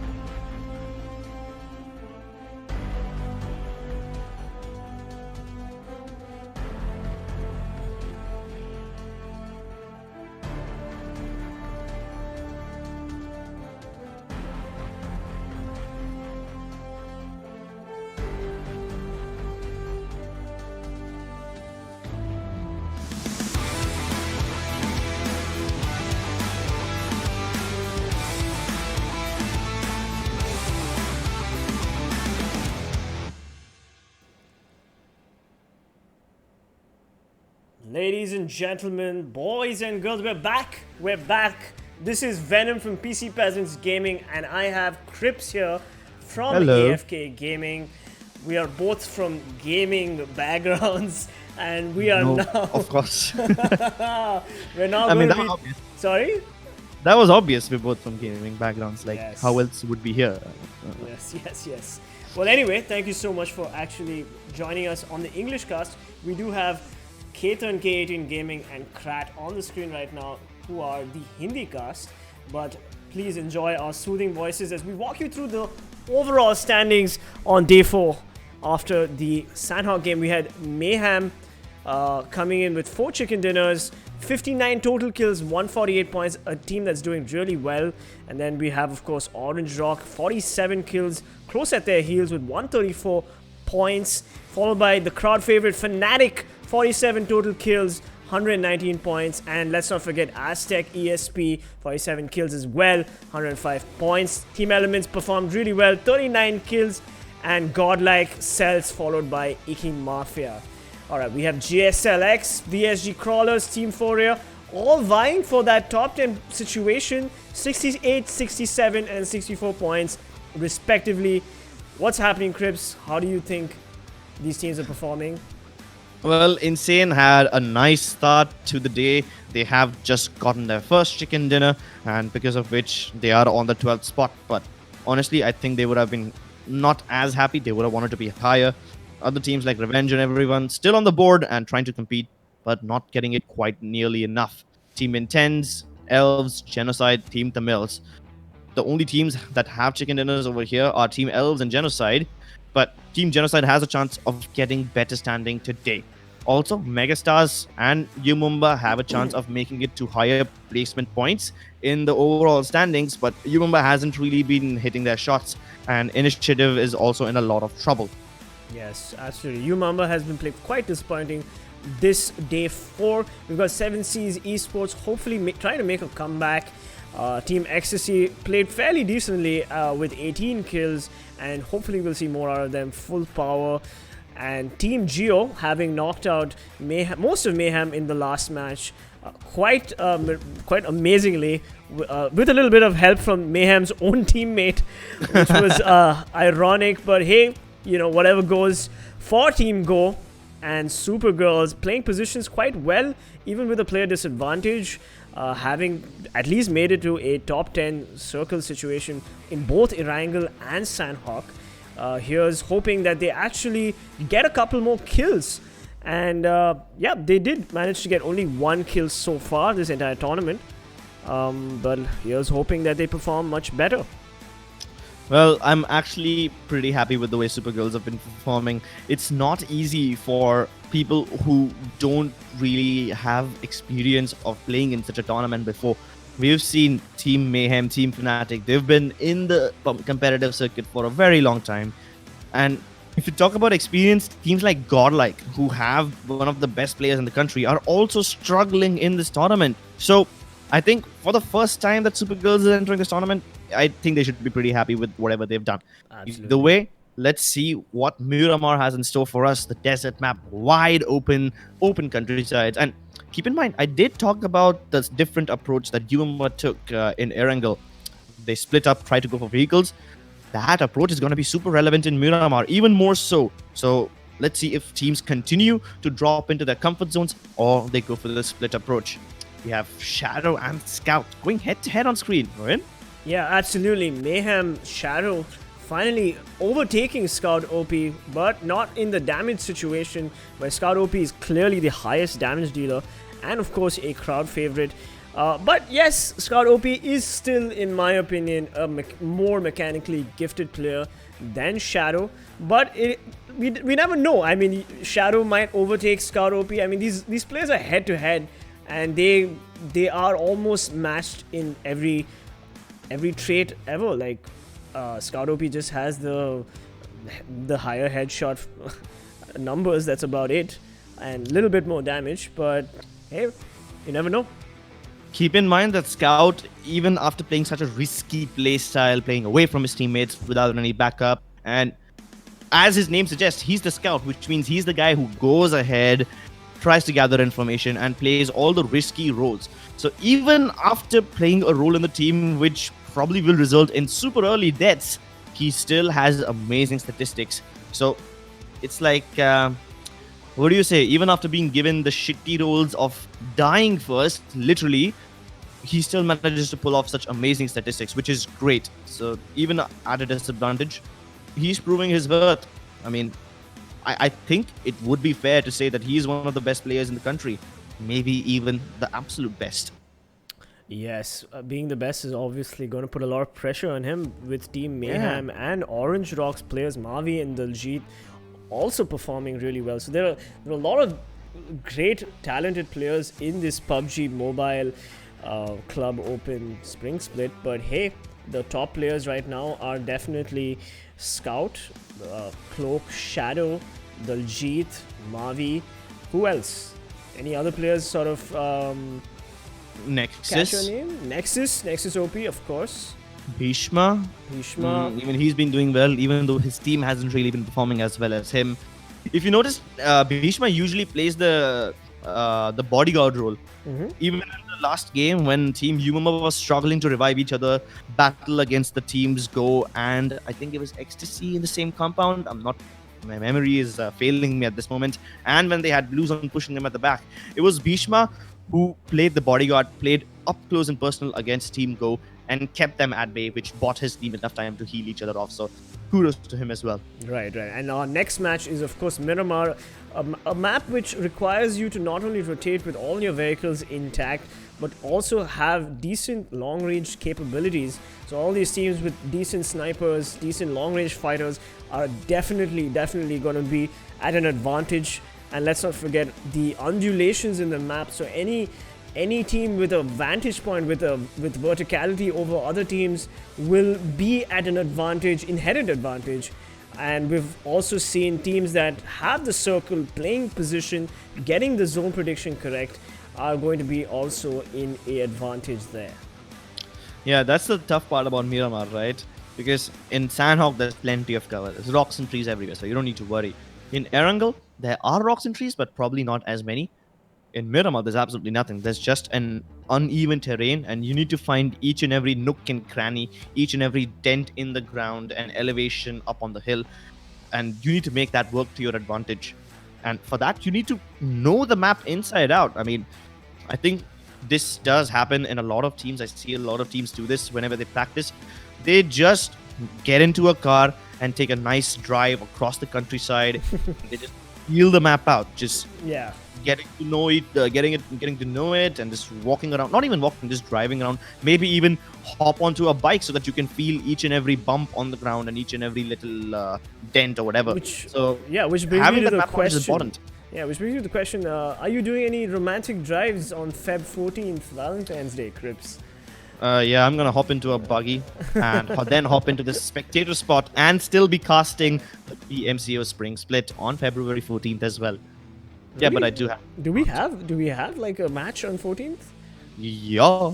Oh no, I made plans with a beautiful girl who I'd like to call my PC. But it's okay. I don't mind casting for you guys. You guys have been an amazing audience. Thank you so much for watching the English cast. Of course, we are not the beautiful gentlemen on the screen. I am Venom from PC Peasants Gaming, and this is, of course, Crips. And we do hope you are enjoying the cast, and we are also open to feedback. So if you have something to say to us, or if there's a team that you feel like we haven't covered, let us know in the chat, and we will try to get back to you. And now the plane has launched itself over Miramar. It is quite a difficult plane path, Crips. Yep. Places like Chuma, Ladrilla, Mount El Paso, etc. It's gonna be difficult to get to them. But Los Leones is well within range, so I'm assuming a lot of teams will go there. Also, I haven't really seen any teams go for Hacendia del Patron that often. It's like the school of Miramar, and it's the places where the best fights always take place. So let's just see if any teams decide to go for that or no. We currently have Team Go, Team Mayhem, and on top of that, Team Tamilas flying over towards Los Leones. Let's see if they actually land there or no, or do they go beyond it and try to land somewhere else. Team Icky Mafia taking control of Impala. Meanwhile, we have Team VSG Crawlers, and alongside them, another team, I can't really read their name at this point, heading towards Al Azhar. And Revenge, we've got Team Insane, 10. and Umumba. They might just be dropping somewhere near San Martin and water treatment. Yeah, so we've got a pretty decent spread from all these teams. I believe the team that you were talking about was Team 10 Initiative. Yes. Who is also shacking up with Team VSG Crawlers in El Azahar. Oh my god, I always butcher that name. And then we've got Umumba, the crowd favorites for a lot of people, going far west, maybe to El Pozo or maybe to the outskirts of San Martin. Let's look at the circle right now. We've got a pretty decent circle, southwest circle, and a lot of teams in that circle. We've got Team 18, Team Geo, Team 8 Tamil, and of course Mayhem also dropping in Los Leones. Icky Mafia taking the coast on the right hand side with, I'm forgetting the name of that establishment, Impala. There we go. And of course Team Element. Team Element has also dropped pretty much in the circle. So we've got all the top teams not needing to worry about rotations too much. Yeah. But you know what? This circle actually reminds me a lot of Vikendi, because half the circle is still in water, which is something we only see in Vikendi and like that. So, Yes. less play area available, which means more intense action. So, I am a happy person. Yeah, for me, I think I really need people to participate as much as they can in Miramar, because Miramar is just one of those maps that takes so long for the action to start. So I really hope we see some early fights. We've got Rip Squad and Team Megastars on the screen right now in, I believe, Picado. So, and there we go. Vexy taking a lot of damage from Rahul. What a beautiful iron-sided spray down from him right there. Vexy is going to want to reposition himself and maybe lick his wounds. The Rip Squad, how do you think they've been performing so far, Crips? They did decent well enough in Sanhok. I can't even blame them for losing Sanhok. They were not at an advantage. I absolutely am surprised at how they managed to butcher up their performance in Erangel, which is actually a surprise. Now, Wexy and Paradox are low. Wexy hits the ground. Out in the open, it's a long crawl back to cover. Gurkhan is already flanking them from the other side, which means the cover available for for his opponents is super low. Absolutely. We've got Rip Squad already getting a knock on Vexy at Picado. Meanwhile, we've got Team Geo, the team that actually did a lot of damage to Mayhem back in Sanhok. Team Geo is a team that has shown their prowess in close quarter combat, but Miramar is a map that requires a lot of long distance fighting, and we've got Team Ecstasy on the map right now, dangerously close to Team SuperGirls, Tanisha. Cruz de Val, a town which doesn't really boast of great loot. I'm actually surprised they managed to find decent amount of armor in this town, but no med kits or no first aid kits available for Supergirls. That's gonna be a bit of a concern. Meanwhile, Team Ecstasy are super far spread out. Now, that's gonna be another problem for Supergirls, because once the firing starts, they will have to fight in different directions against Team Ecstasy, because you see one of the players is already up on the high ground, and that's gonna be a concern. Meanwhile, the fight between Rip Squad and Mega rages on. Surprisingly, none of the players have died yet, so Mega managed to get Vexy back into the camp and somehow revive him. Good enough, but they still are trapped in that little motel building. Yes. Now, how do they get out of it? Because it's at the edge of the town. It's not easy to get out of it. That's a bit of a concern. Well, there's these teams that don't really have to worry about the circles. They're all pretty much in the first circle.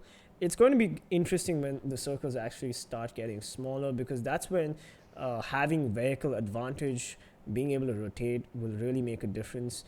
You will see a lot of teams fighting off in the distance while they rotate. So it doesn't make sense for Rip Squad to even commit to this fight. Okay, sure, they got a knock, but they don't really have to commit to it unless they get pushed by Mega or... Oh, here we go. Sahil 2K firing a couple of shots at Supergirls. SuperGirls is already at a disadvantage with one player not in their team. I like how Team Ecstasy is going to want to capitalize on this, get those early points in. SuperGirls not a very strong team, not a very strong contender. This should be a team that Team Ecstasy can make quick work of and help them in the overall standings. Yeah, but this is a double-edged sword for Team Ecstasy. On one hand, they're spreading across and they're surrounding Supergirls from every direction, which is good.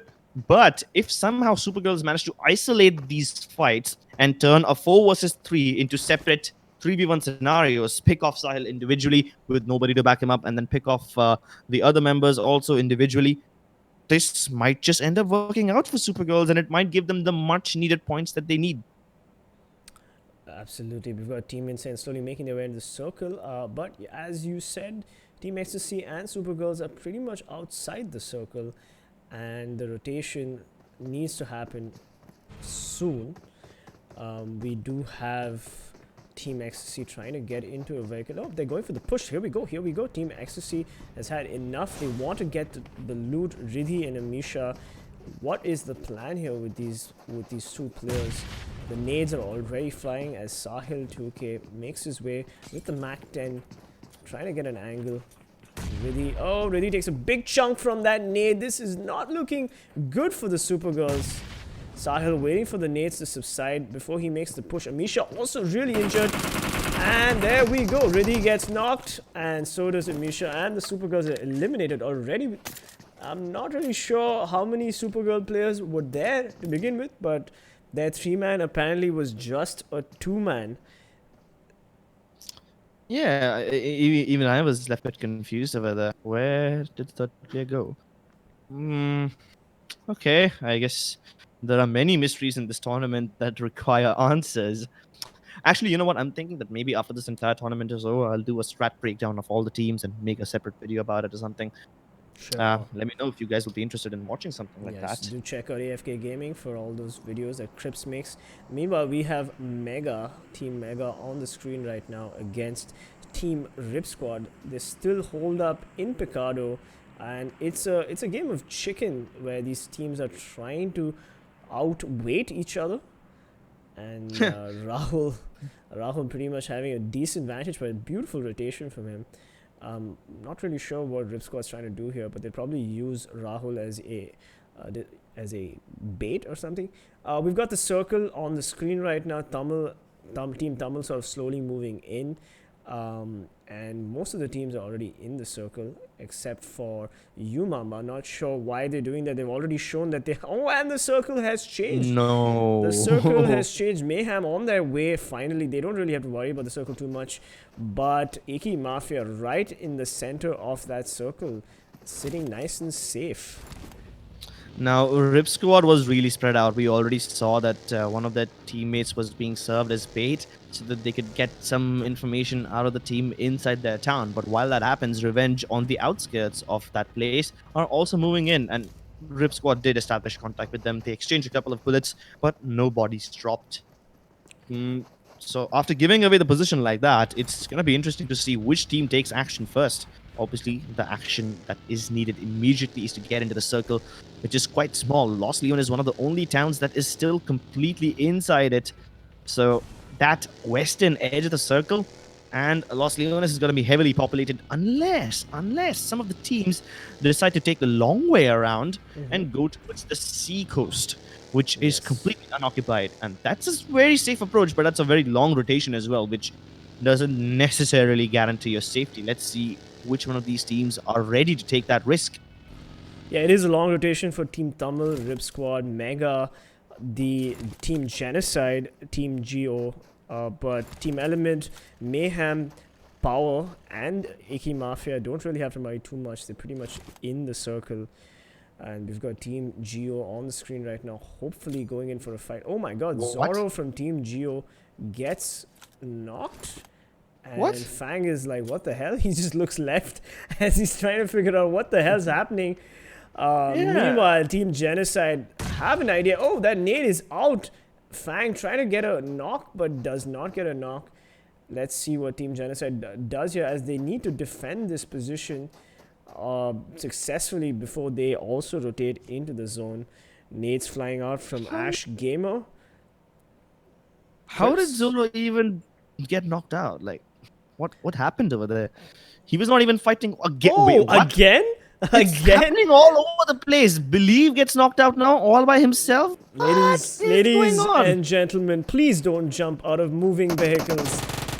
Fang going for the push. He lets out a quick spray, but Ash Gamer jumps out. Fang trying to get an angle on him. Ash Gamer got the third-person peek, but Ash Gamer needs to not commit yet. He goes for the rotate. Unfortunately, he gets caught out and does get knocked. Noob tries to trade him.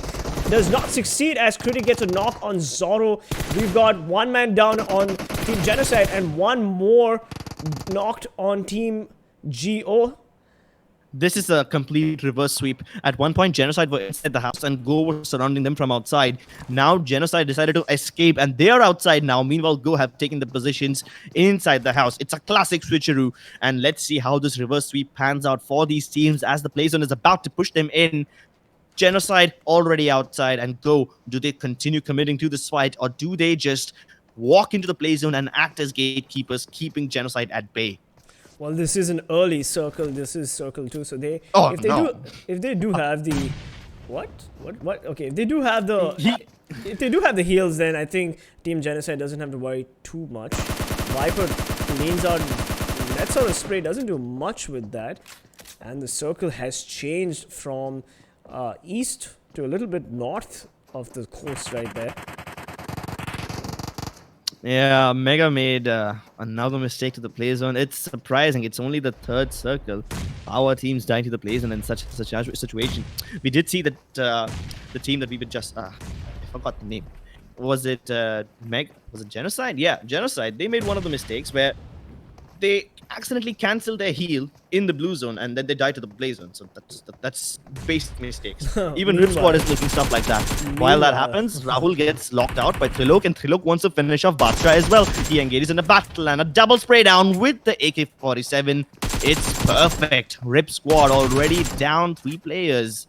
Or 2 players, I'm not really sure. Revenge cashing them out, having the team advantage with 4 versus 2, just making quick work of Risk Squad as Team GO, also slightly outside the circle, needs to really worry about their health dwindling. Not really, well, they seem to have the health. Team GO is going to want to take this fight with, I believe, which team was it again? It was against Team Ecstasy. Team Ecstasy, there we go. But Team Ecstasy is No, quite not far Team away. Ecstasy. Team Genocide. My bad. Team Genocide, there we go. But Team Genocide has decided that enough is enough. Let's just get into the car and rotate. We already have only one team eliminated, SuperGirls, but Rip Squad and Megastars with 2 team members down, and Initiative and Team Genocide with 1 player down each. Yeah, we just saw one more player die to the play zone. Oh no.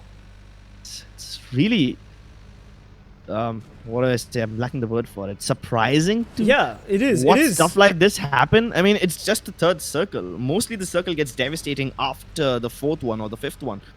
Yeah, even Fang is dangerously low. Not using his first aid. He's just bandaging up, trying to save his first aid for a later fight. Maybe Bhishma on getting a knock on Revenge Esports Trilok.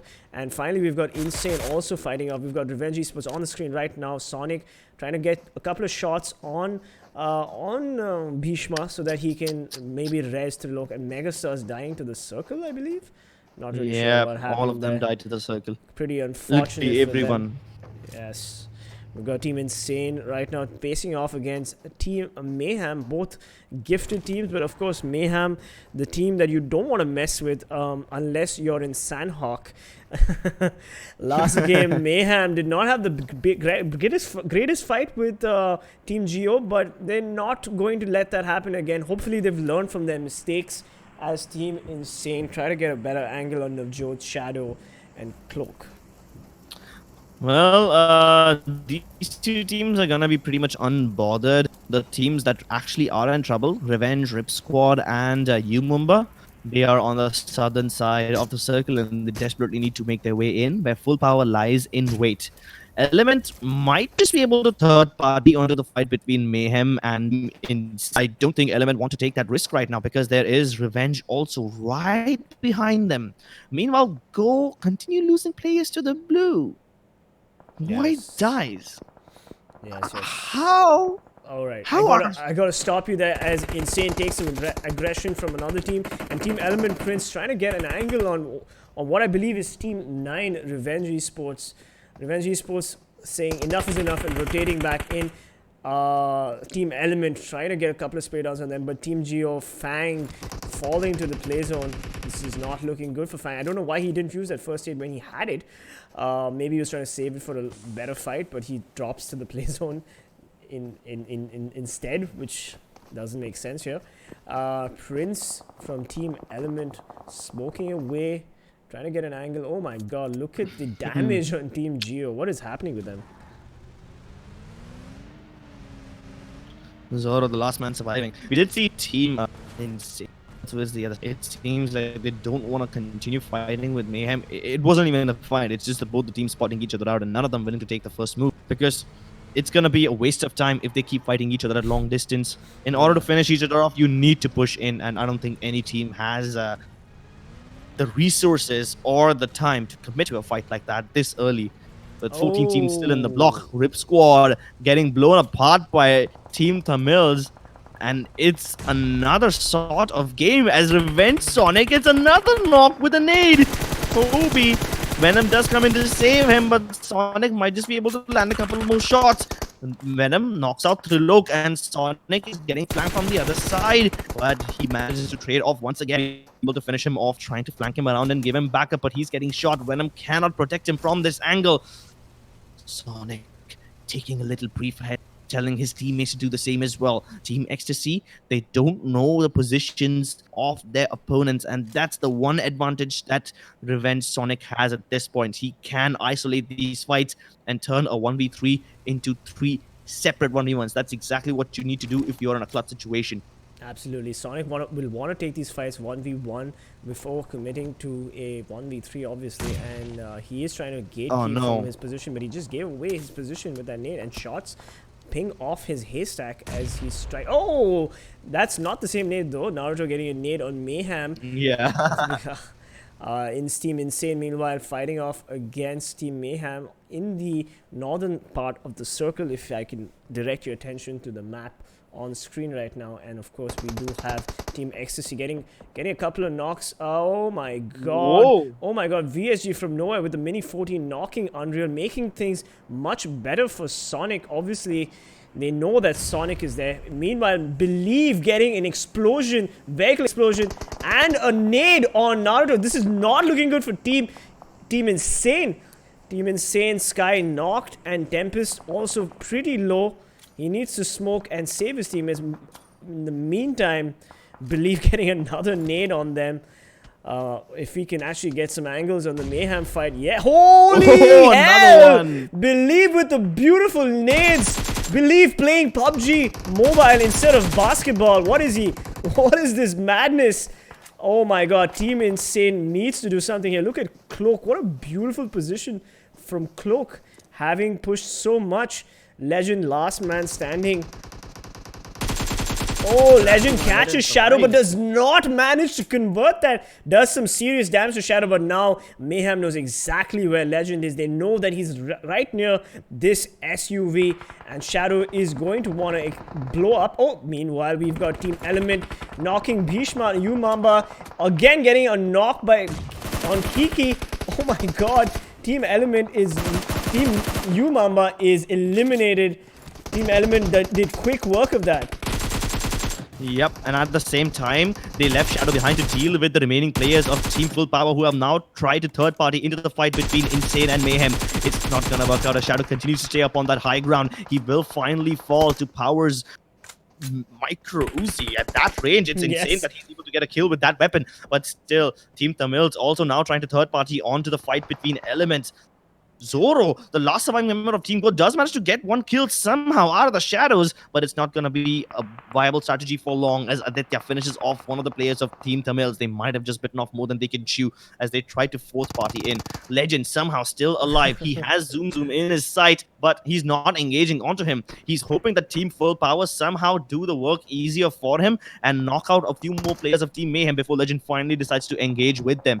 He's going to be super happy. He doesn't even need to move. Oh, Meanwhile, the camera Icky just Mafia in the play now, and they are now trying to get the kills onto the other players. Meanwhile, Legend finally decides to strike out. He finally gets one more knock onto Team FULLPWR, and now he's in a 1v2 fight. Revenge Sonic needs to come in and somehow distract him, or if he wants to stay alive, go in for the third party. But he blows up the car, building up more cover for himself, and the spray down is wonderful! Oh my He god! single-handedly knocks out Team FULLPWR. How on earth is Insane doing this? Amazing! An Amazing! absolute legend of the battlefield as he somehow managed to survive the onslaught from Team Mayhem and knock out another team by himself. Great stuff. Mayhem now know that the one player they left alive is creating more problems for them, and that's exactly why Cloak has his eyes on the direction which Legend fired his shots from, but they don't need to be worried about any other team. Meanwhile, Elements safe in their little fortress. They finally spot out Legend. Icky Mafia will get knocked out by Team Tamilas, who were fighting with two teams at once, and at the same time, Legend will finally bite the dust. He did a great job for his team. He should be proud of himself. Meanwhile, Elements, they did break out the fight along with Team Tamilas at one point, but both of them have stopped. This is exactly the moment that Mayhem needs. All they need to do is maintain their high ground position up on top, and they should be able to do much. But while that happens, another fight, VSG Crawlers versus Team Initiative, if I'm not wrong, is breaking out. There's so many fights happening right now. Rohin, take it away. Yeah, absolutely. Team Insane's Legend, what a beautiful play, 1v3 right there. And we've got Team Initiative trying to find an angle on their enemies nearby. Team Element, meanwhile, spraying down Team Tamil. We've got so many multiple fights happening. Team Tamil again finishing off another Team Element player. Tamil finally showing that they can actually take a fight. In the meantime, VSG Crawlers trying to find an enemy as they hold their position. They've got the safe zone. They really don't have to take any fights until the end. Look at that. Look at the position that VSG has right now. They have the height advantage. They have the circle. Everything's in their favor as Revenge Sonic takes on Sahil. And meanwhile, Cloak finishing off Revenge Esports. Revenge finally eliminated from the game. A good fight from them, but unfortunately, they couldn't sustain the pressure that they were under. Here we go. We've got Initiative just keeping an eye on everybody as VSG Crawler knocking multiple teams. Team Ecstasy dying to VSG Crawler again. It's up to Mayhem and Navjot to finally see if they can make it to a top 3 situation, because they're going to want to defend their positions. VSG, oh my god, with the mini 14 spraying down Team Element as Team Element is pinned between two teams, VSG Crawlers and Team Tamil. Beautiful Mayhem now just finishing off Team Element. Team Element's not going to be feeling pretty happy about the fact that they're dealing with two teams on two different fronts. Mayhem, Cloak, and Navjot just chilling here at the edge of the circle, not having to worry about too much, just keeping an eye. They just have to see where the next circle moves as the blue zone starts to move towards them. At this point, Team Mayhem, I think, are going to be taking a more passive approach. They have only 2 people left alive, and they would want to keep it for later on. Meanwhile, Team Initiative, who was behind Rip Squad all this time, finally decided to fire upon them. But I think Team Initiative have the safest position in the entire zone. Unless the next circle screws them over, they should be safe from pretty much all the team fights. They have so much cover behind those blue containers. Elements also safe away from the other teams, but the next circle is absolutely devastating. It's Mayhem who has the advantage this time, as both Team Initiative and VSG Crawlers, who had the 2 safe positions, are now going to have to move out.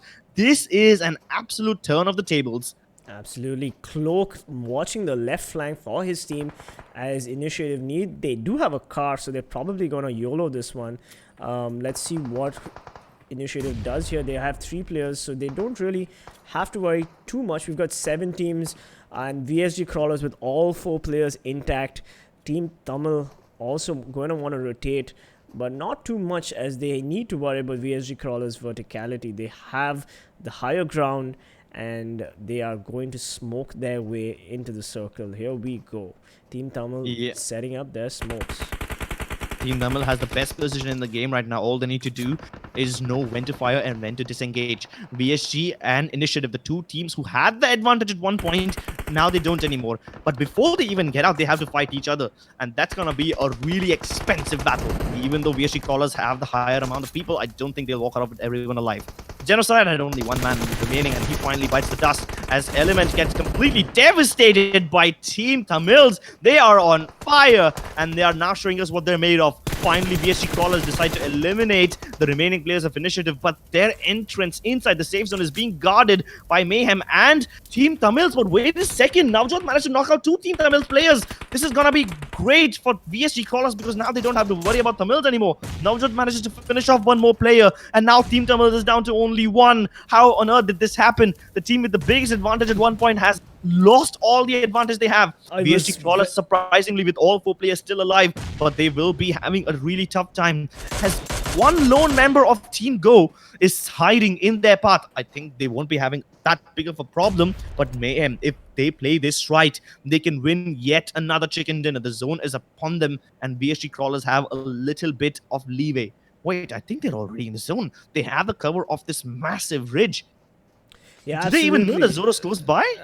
they do, of course they do. I mean, they're professional players. Team Geo's Zoro trying to just get that second or third position for his team, obviously going for the placement points, but Mayhem in a two-player disadvantage will still have to worry about VSG crawlers who are trying to scope them out. They are firing shots at them right now. All VSG has to do is just wait for Mayhem to push out. It is a 4v2v1 situation, and they finally connect with Navjot. They know exactly where Mayhem is. All they have to do is wait for Mayhem to make a mistake, and Mayhem is not going to want to make any mistakes right now. They are in a defensive position there. I think Mayhem needs to get out of this place. They don't have the zone upon them, and they're going to have to push in eventually. 8 seconds left on the clock, and Mayhem need to find a way in, but they don't have any vehicle to take cover off.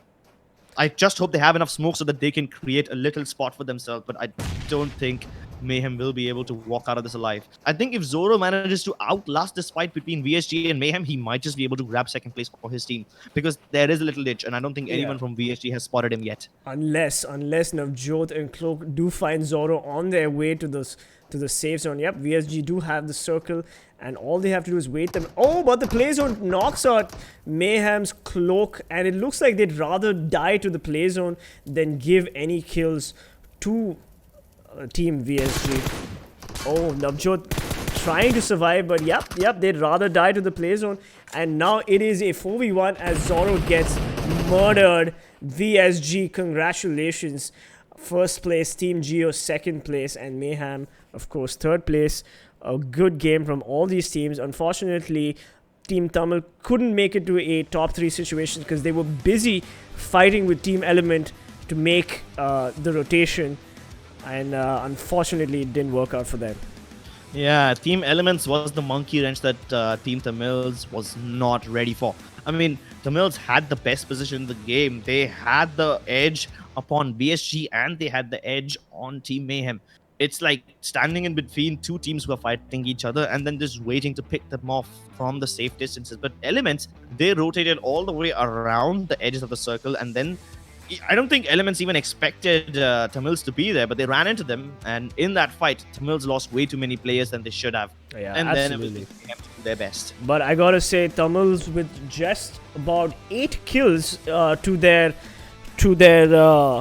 kill score, which is pretty decent considering that VSG also had 8 kills. So I'd say that Tamils performed really well, and it's nice to see Team Tamils back on the leaderboards. Of course, Team Initiative coming in 5th place with 3 kills, and Mayhem coming in with 9 kills, making them the top fraggers for the map of Miramar. Well, top fraggers or not, I have to give credit to VSG crawlers.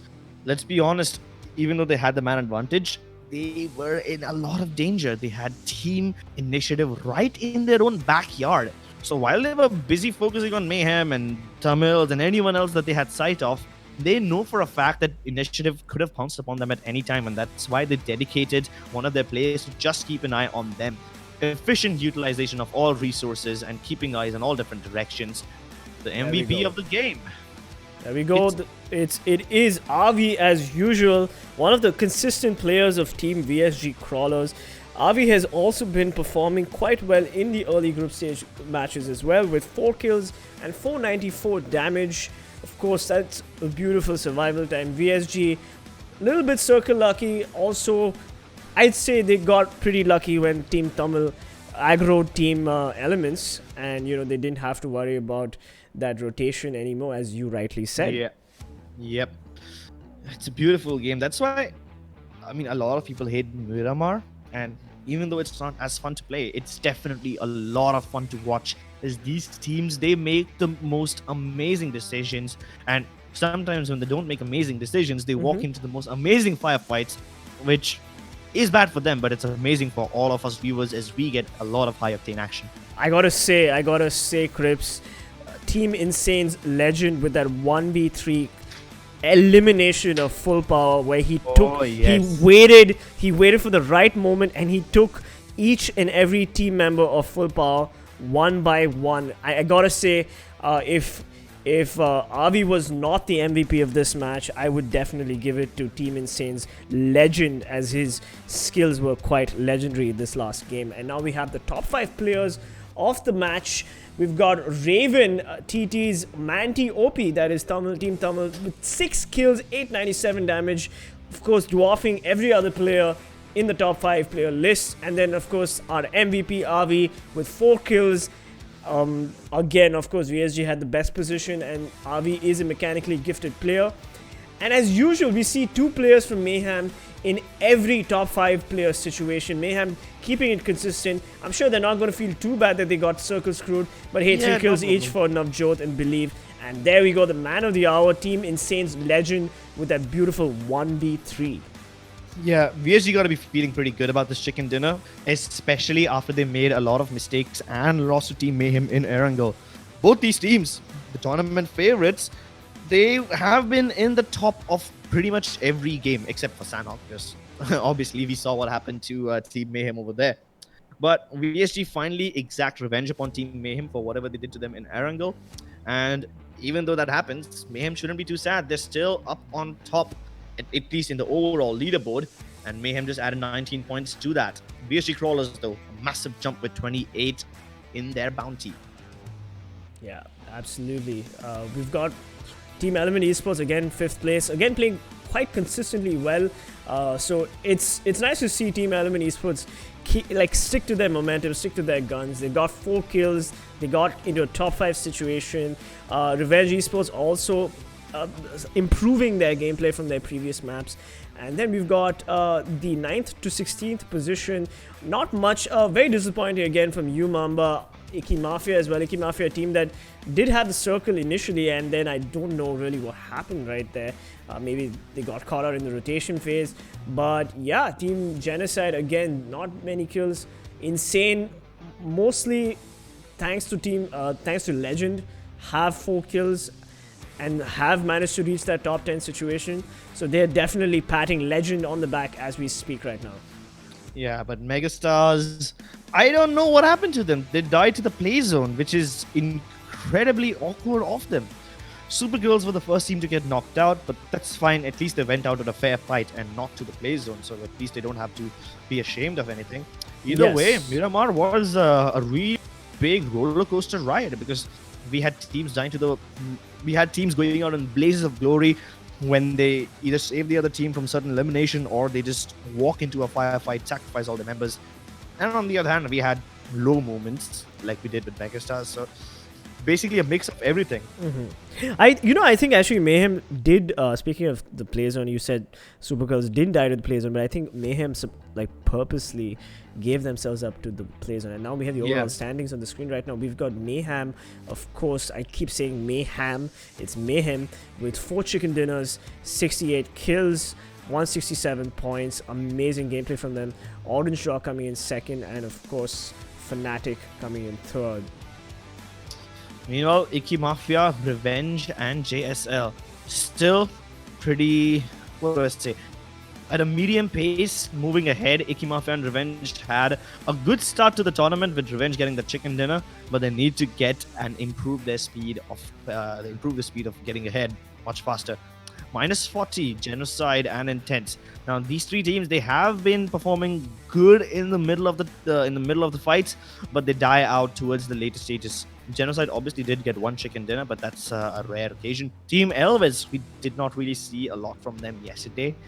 They did win one chicken dinner. Their first day they played a lot better than they've been doing in subsequent days, but hopefully they'll be able to get back. We've got UMEXRXN, disappointing gameplay from them. Hopefully UMEXRXN can get their shit together and actually do some damage. Of course, they have done some damage in the past, but position-wise, they've just not been able to rotate as fast as they should.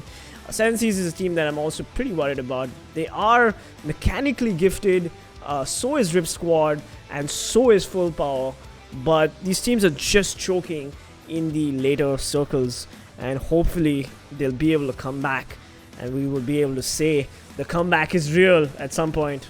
Please give us that opportunity. I actually like the rotation that FULLPWR did in order to come in third party between the fight of Insane and Mayhem. The only mistake they made was letting Legend stay alive.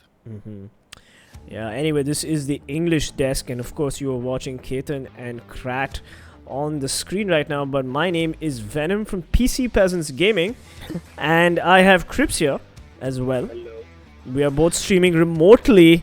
Crips is streaming from Mumbai and I'm streaming from Chennai, so we do hope you are enjoying the English cast, and if you are, don't forget to hit that like button and subscribe to the PUBG Mobile Esports YouTube channel. You can also follow us on Instagram and Twitter. We've got the kill leaders on the screen right now. I'll let you take it away, Crips. Shadow just adding one more kill to his name in this game. He was leading with 23 before Miramar took place. Now on 24. Baljeet still in the lead. 20-20-20. All tied between him, Cloak, and Scout. Mavi trailing in close at the last place, but if you notice, there's 2 players from Orange Rock, 2 players from Mayhem in the kill leaderboards, and Scout, the strongest player from Fnatic, also in the mix. Yeah, we've got one match remaining. We've got Vikendi coming up next, so don't go anywhere. Get your dinners, get your drinks, and be seated because we have another 1 hour of PUBG Mobile Esports curated just for you.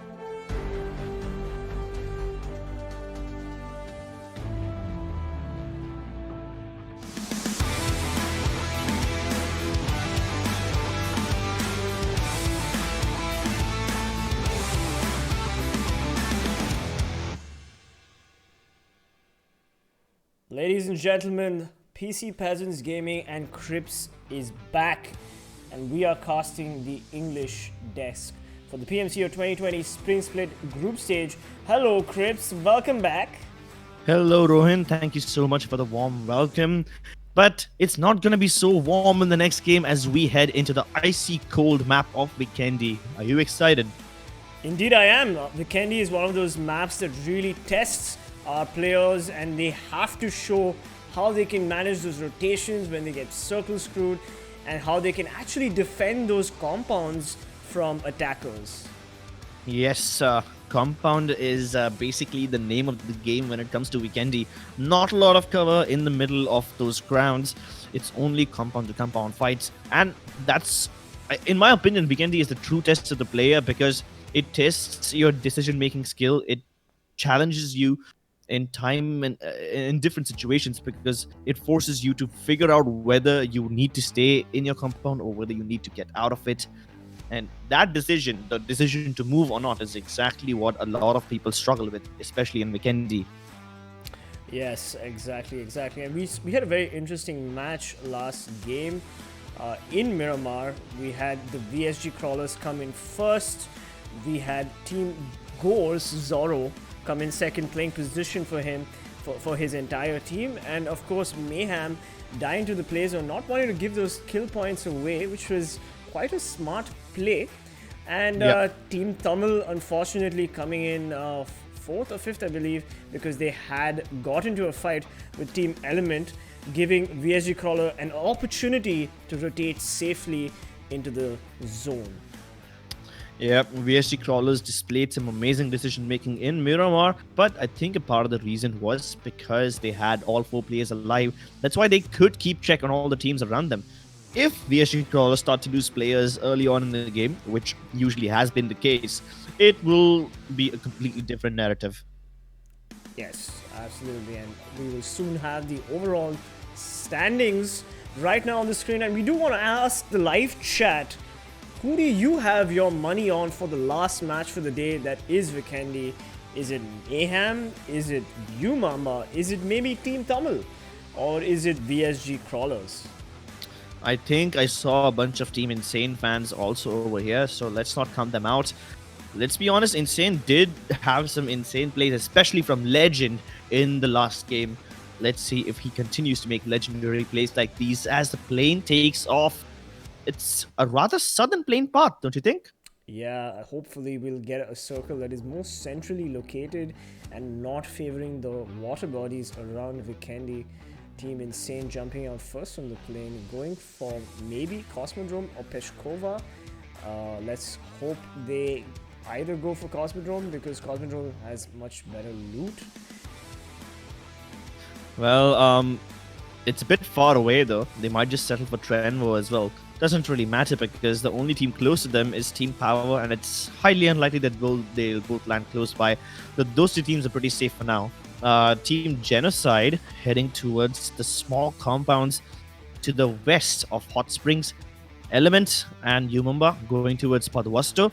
It's going to be exciting because both those teams are spread apart. And let's see if they actually manage to pull it off. We have Team Ecstasy in Volnova, Revenge heading towards Vihar and Mawatra, and even VSG Crawlers heading towards that area.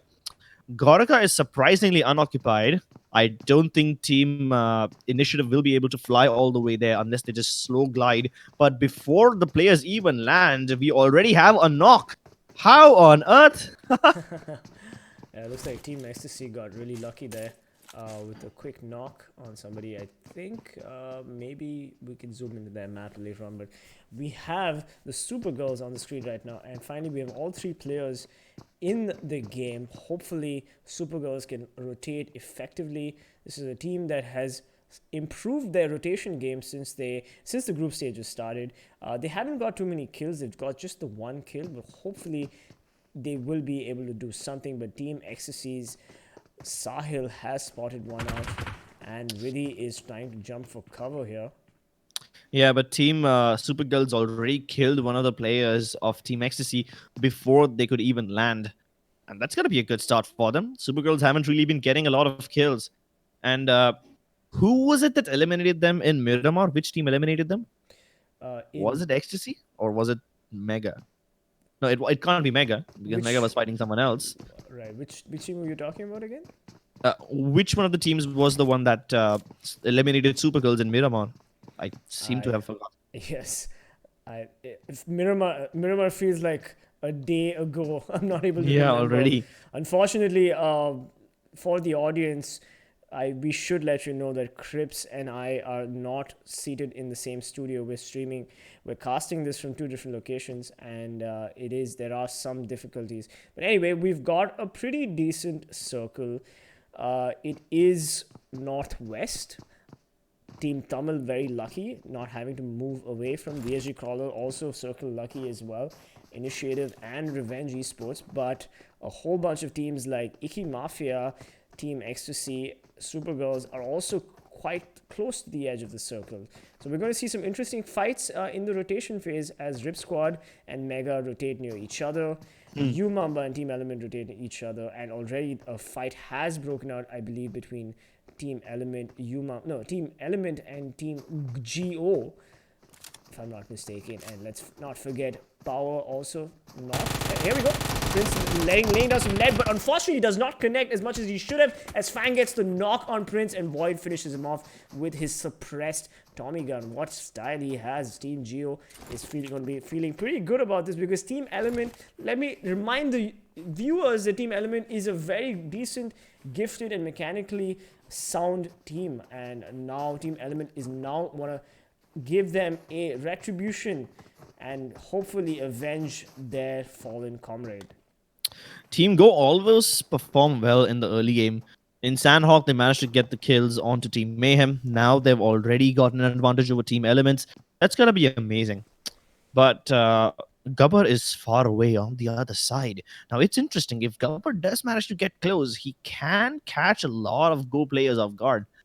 But it won't be any good if he does so alone. He requires the backup from Ultron and Frost in order to gain an advantage in this fight. Right. And now Ultron and Frost regrouping. Looks like Team Element would rather play the circle instead of taking this fight. They're going to let that knock and kill on Prince go, maybe. They do have the position on Team GO. And speaking of Team Geo's elimination of Mayhem in Sanhok, I believe, was the first elimination, and they got 3 players of Mayhem. So Team Element is Team Geo is a team that can definitely perform under pressure in a close combat situation. But of course, Vikendi is a map with large distances. So let's see if Team Geo can also compensate for these distances. While there is a little stalemate in between the fight of these two teams, I would like to point out one thing I saw when the map was still on screen. Team VSG Crawlers had one of their players in Villa, and the other players were very, very far away.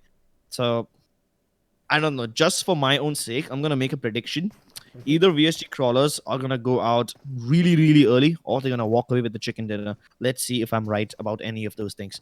It's the extremes. VSG Crawlers are playing for the extremes. It's either a super early elimination or a chicken dinner. There's no in between for that. That's the thing that happens when you're playing Super Split, which is completely the opposite of Team SuperGirls. They are not even just close together, but they're literally in the same house, and they've been spotted by Sahil. He fires upon a Misha, doesn't get the knock, but he has tagged Riddhi quite low, and this is the chance that they need to take while they're busy healing each other. Sahil picks up a nade that his teammate just gave him. Ooh. He's going to climb up on top of that little bunch of rocks so that he can throw it once again into the house, and hopefully this time connect all of it. But it's going to be a fail nade because Supergirls are already out. Yes. In the meanwhile, we had Pain explode. Icky Mafia explode one of Team Megastars players. And meanwhile, UMAMBA exploding Team Genocide. Here we go. UMAMBA, Kiki, OP finishing off a few players of Team Genocide. UMAMBA finally back in the game, while Icky Mafia is aggroing Team Megastars on the other side of the map. Not much happening here in the stalemate between Team Ecstasy and SuperGirls. All 3 players of SuperGirls alive and accounted for, but not looking so good. Amisha could use better loot and better gear. Yeah, also SuperGirls, they are in Toar. Toar is not exactly in the zone, and Unreal has the edge upon them, which means SuperGirls will have to walk in towards Unreal if they want to get into the safe zone. And does he have a clear line of sight? He saw Tanisha for 1 second, then that's it. Okay, Ridley's in danger. Never mind, it's just the wall hacks that we are seeing. So either way, Unreal, he should be able to keep an eye upon them while we see Sahil already on the flank from the other side. He's got to be feeling a bit confident to approach Towar all by himself like that. Yes, indeed he is. Let's see what these players try to do here. Nades are flying, but Supergirls really don't have to commit to this fight because They don't. all they have to do is just wait outside the circle. Of course, Team Ecstasy is trying to gatekeep them from that, and let's see where the rest of the teams are. I do not see Team Mayhem in the map right now. Did they disconnect? I believe they might have.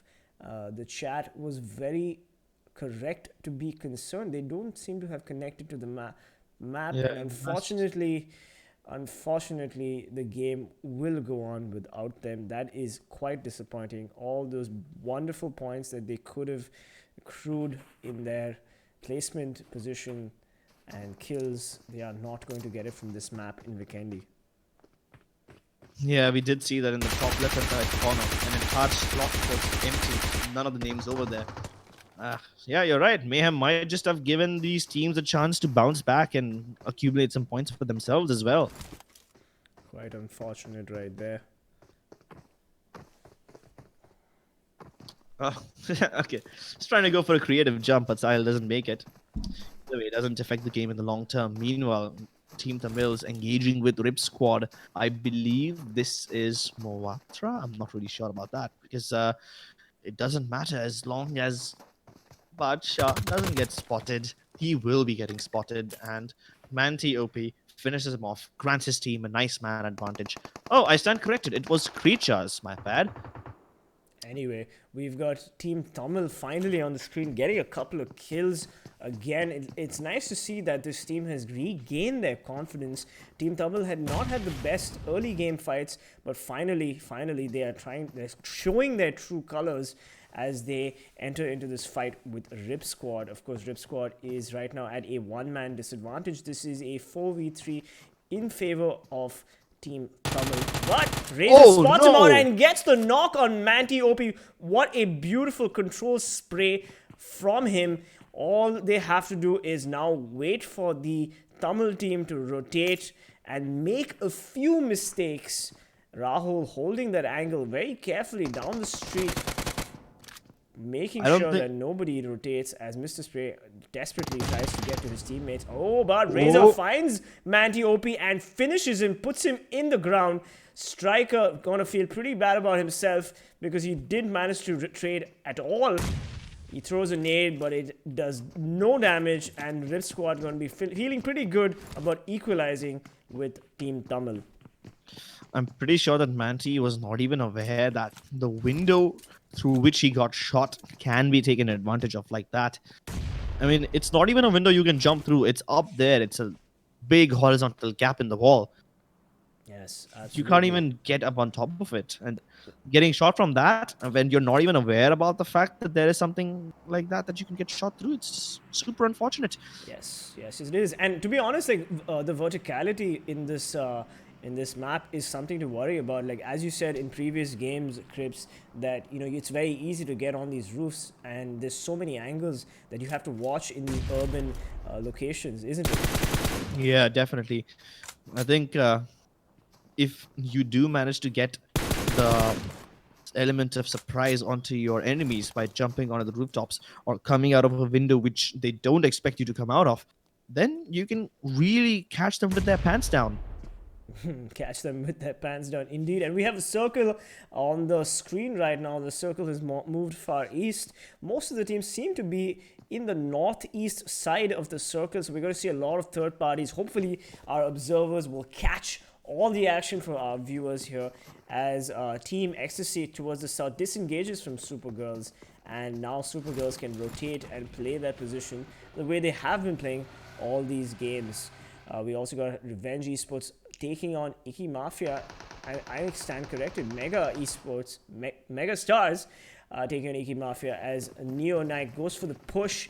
Let's see what Neo Knight does here. He goes for the spray, but he misses, unfortunately, but gets traded by Mighty.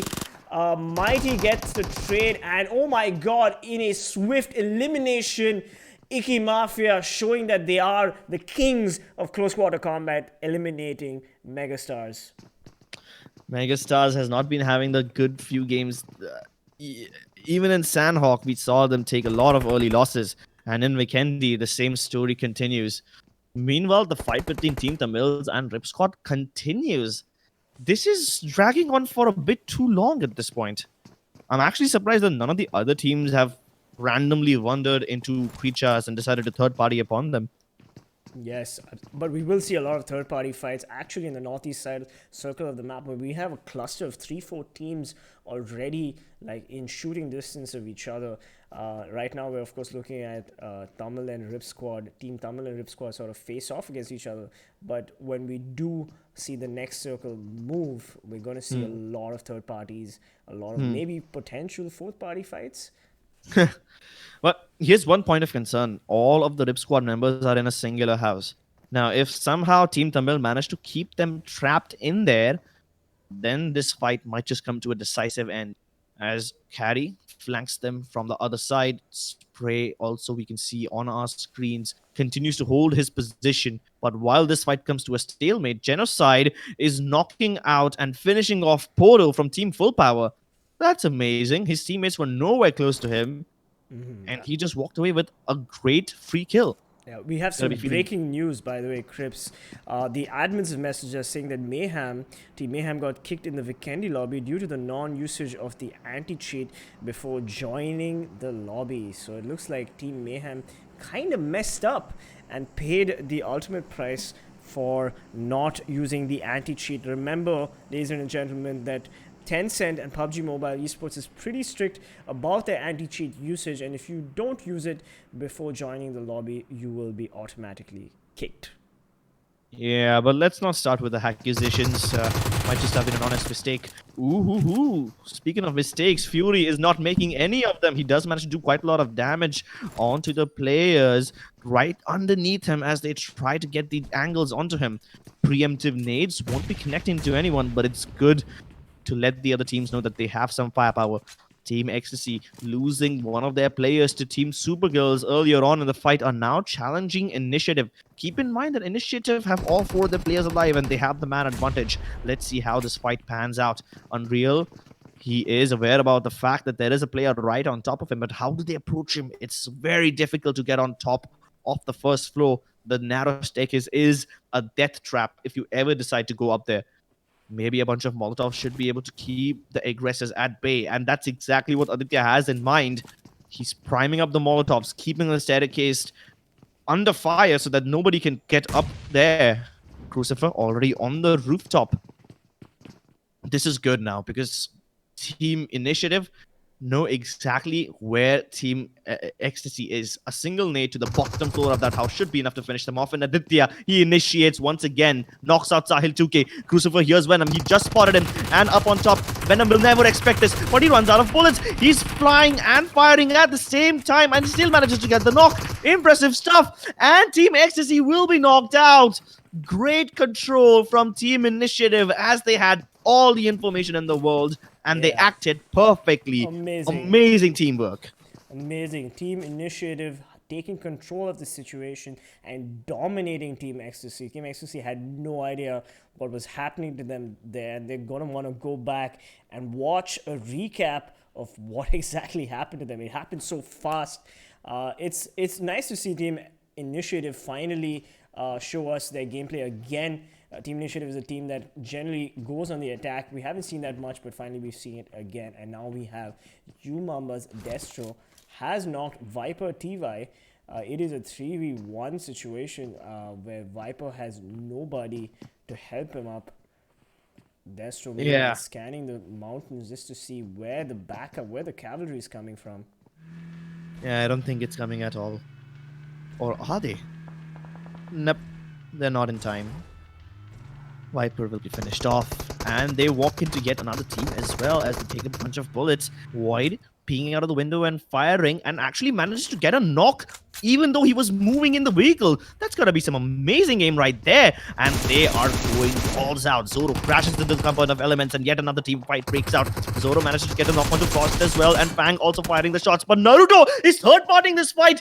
He finishes off Fang. How on earth did Insane jump into this fight? They're so far away, and they steal a kill for free. Gabbar on top sees two knocked out players. That's gonna be an open poopy for them right there. Zoro cannot protect him, and they are all in a lot of danger. Most of the players already knocked out in a 2v1 situation.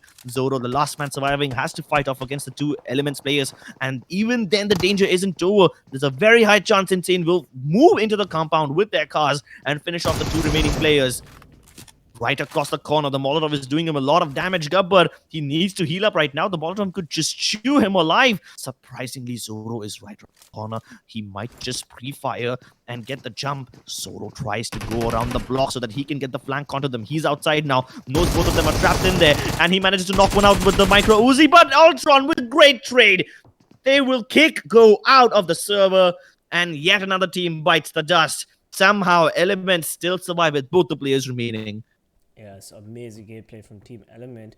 And just to clarify some confusion, there is an anti-cheat that teams do have to engage in before they join a server, and sometimes by mistake you don't switch it on, and then your team will not be allowed to play.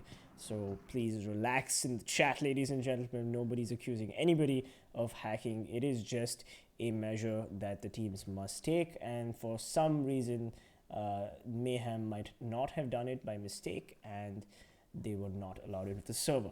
Anyway, moving on, we have a very decent circle here where all these teams are slowly making in the circle. We've got VSG Crawler, Initiative, and UMAMBA in a stone's throw situation from each other. Icky Mafia moving in from the south, still sort of gatekept by the gatekeeping SuperGirls, Tanisha, Riddhi, and Amisha.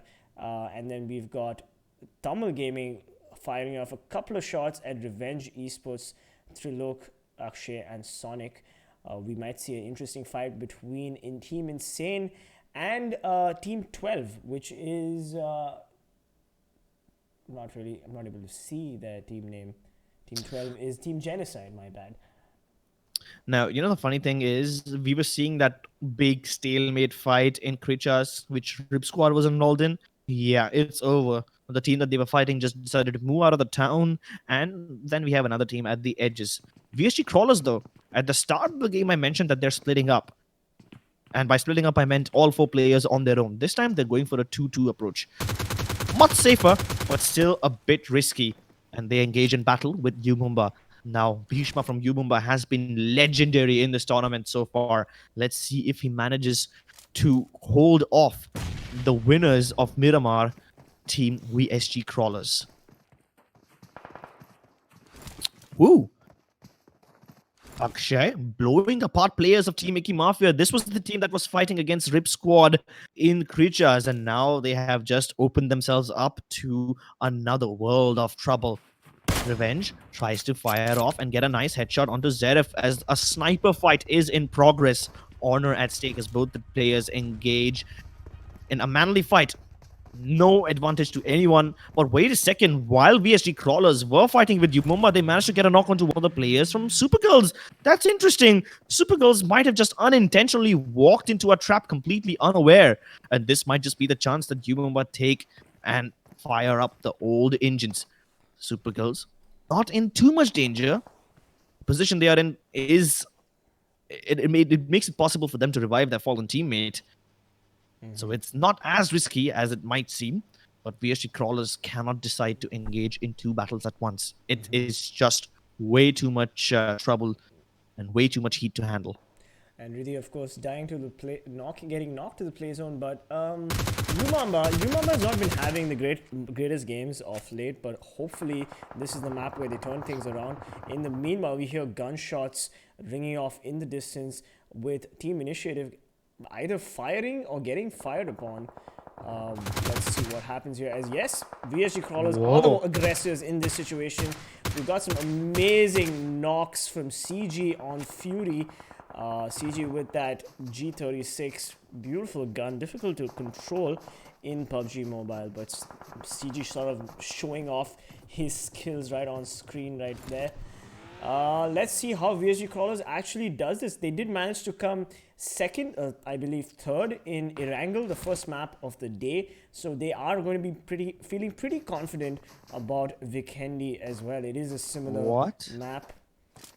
And the circle, yes, the circle has changed, unfortunately, screwing Misha and her teammates. They try to get Zerif. She does the spray down, but oh my god, Zerif trades her back and puts her in the ground. That rotation is super questionable. Either way, a 3-way battle between Icky Mafia, Elements, and VSG Crawlers happening at the same time. VSG Crawlers somehow engage into a fight with Genocide as well. This is a 5th team. I am not starting to feel good about VSG Crawlers right now as Revenge also steps into the fray. That's 6. This body count is about to get much higher. Raid, he doesn't even know where he's getting shot from. As Revenge, they bit off a wait, what? Sonic eliminated one of his own teammates in a missed nade.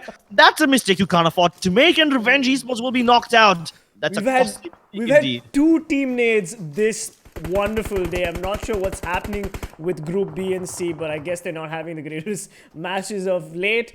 And here we go, we've got UMEXRXN still pretty much in the fight. They're in the circle, playing the edge, not wanting to let Team Initiative into the circle as they gatekeep. Oh, but oh my god, Kiki! Boom. Kiki, do you love me? Of course he does, as he blows up that Team Initiative player.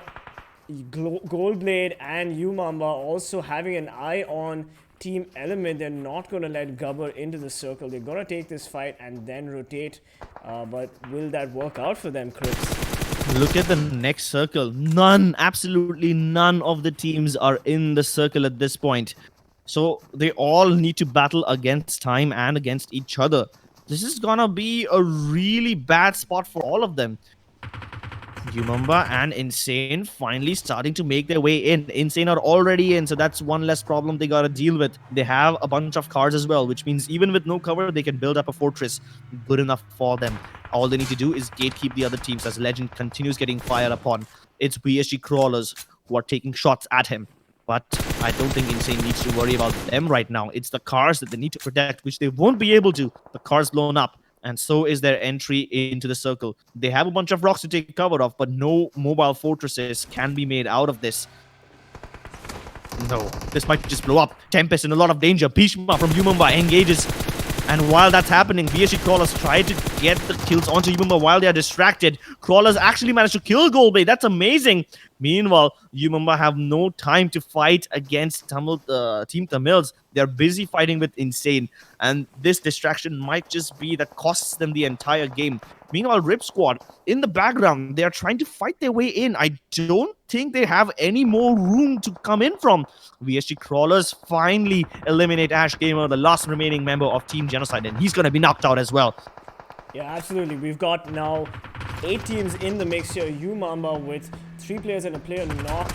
And oh my god, VSG Crawlers gets out of the car as quickly as possible and goes for the heal. But UMEXRXN do not manage to finish them off. This is a very tricky circle where you'd want to get your vehicle in. Legend trying to res his teammate. Insane Sky right near him. Meanwhile, Kiki OP getting a couple of shots off on Naruto, keeping the pressure on him. This is a very small circle as Destro knocks Naruto. Oh, but Kiki with a couple of shots, and yep, he gets it. Crucifer has been eliminated, and so has his entire team. Initiative, but the play zone takes another UMEXRXN player. 3rd match in a row. UMEXRXN playing the circle more than the other teams as Team Tamil gets a knock on VSG Cross VSG CG. Trying to get out of the situation that he's been pinned down in. Has to worry about Team Tamil on his left. And Team 5, Team Insane. Legend goes for the spray, but Kiki making it look so simple. Kiki getting a double knock. Here we go. Beautiful Team Insane eliminated. Oh, but Kiki unfortunately does not get the cover that he needed and loses a lot of health as the VSG players try to rotate in, but get caught out in the open by Team Tamil. Team Tamil on fire right now. We've got 4 teams in the mix. UMAMBA with 3 players remaining. Team Tamil with 3 players remaining. Squad, Rip Squad, and Full Power with 3 players each. But Power has spotted Rip Squad, has managed to knock one of the players and eliminate them. Rip Squad needs to decide what they want to do here, as Full Power has a good vantage point on Rip Squad. They have the high ground. All they have to do is wait for Razor to push in. Zoom. Actually, no. Razor does not need to push in. He's one of the only players who's still in the play zone. And that's amazing. It's Full Power who need to make their way in. Sure, they have the high ground, but they don't have anything else going on for them. The road ahead of them is wide open with no cover at all.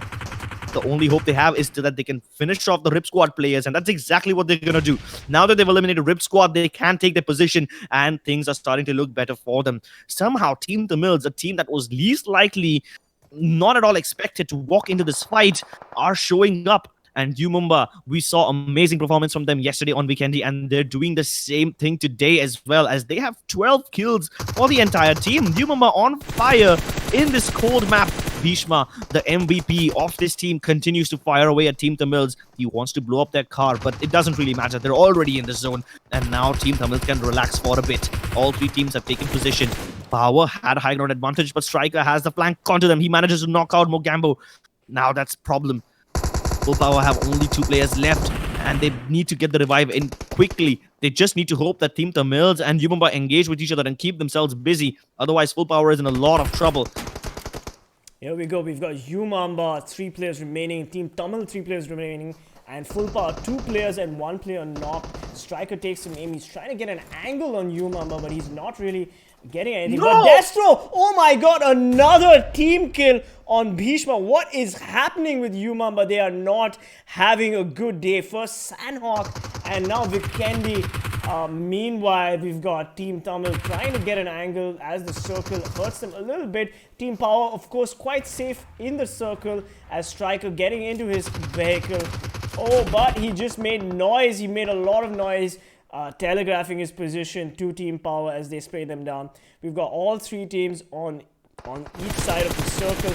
Zoom getting the final knock on Bhishma. UMAMBA in such a poor position, unfortunately killing each other and getting knocked. UMAMBA needs to get back into the fight as quickly as possible. They're wasting a lot of time there. Let's see what Team Tamil has in store as PTOP gets an angle. Oh, there we go. Team Tamil rotating.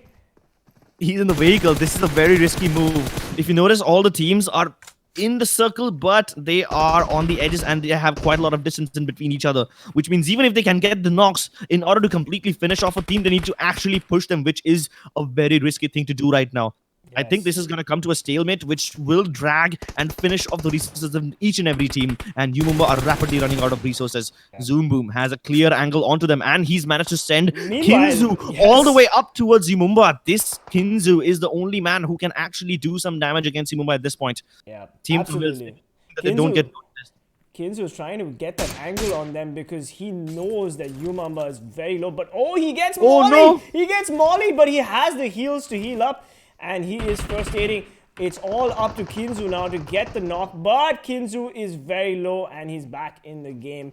Let's see what Kinzu does here. He does have to 3rd-person peek. Destro, he gets the Molly ready. Is it going to damage? Is it going to damage? Oh, he does not manage to hit them.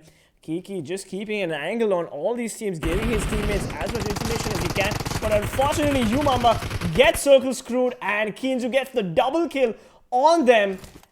It is up to Kiki to heal off against the circle as Kinzu on fire, getting Striker from Team Tamil. That's a 3k in the last 3 seconds. But oh no, Spray gets the spray on Kinzu.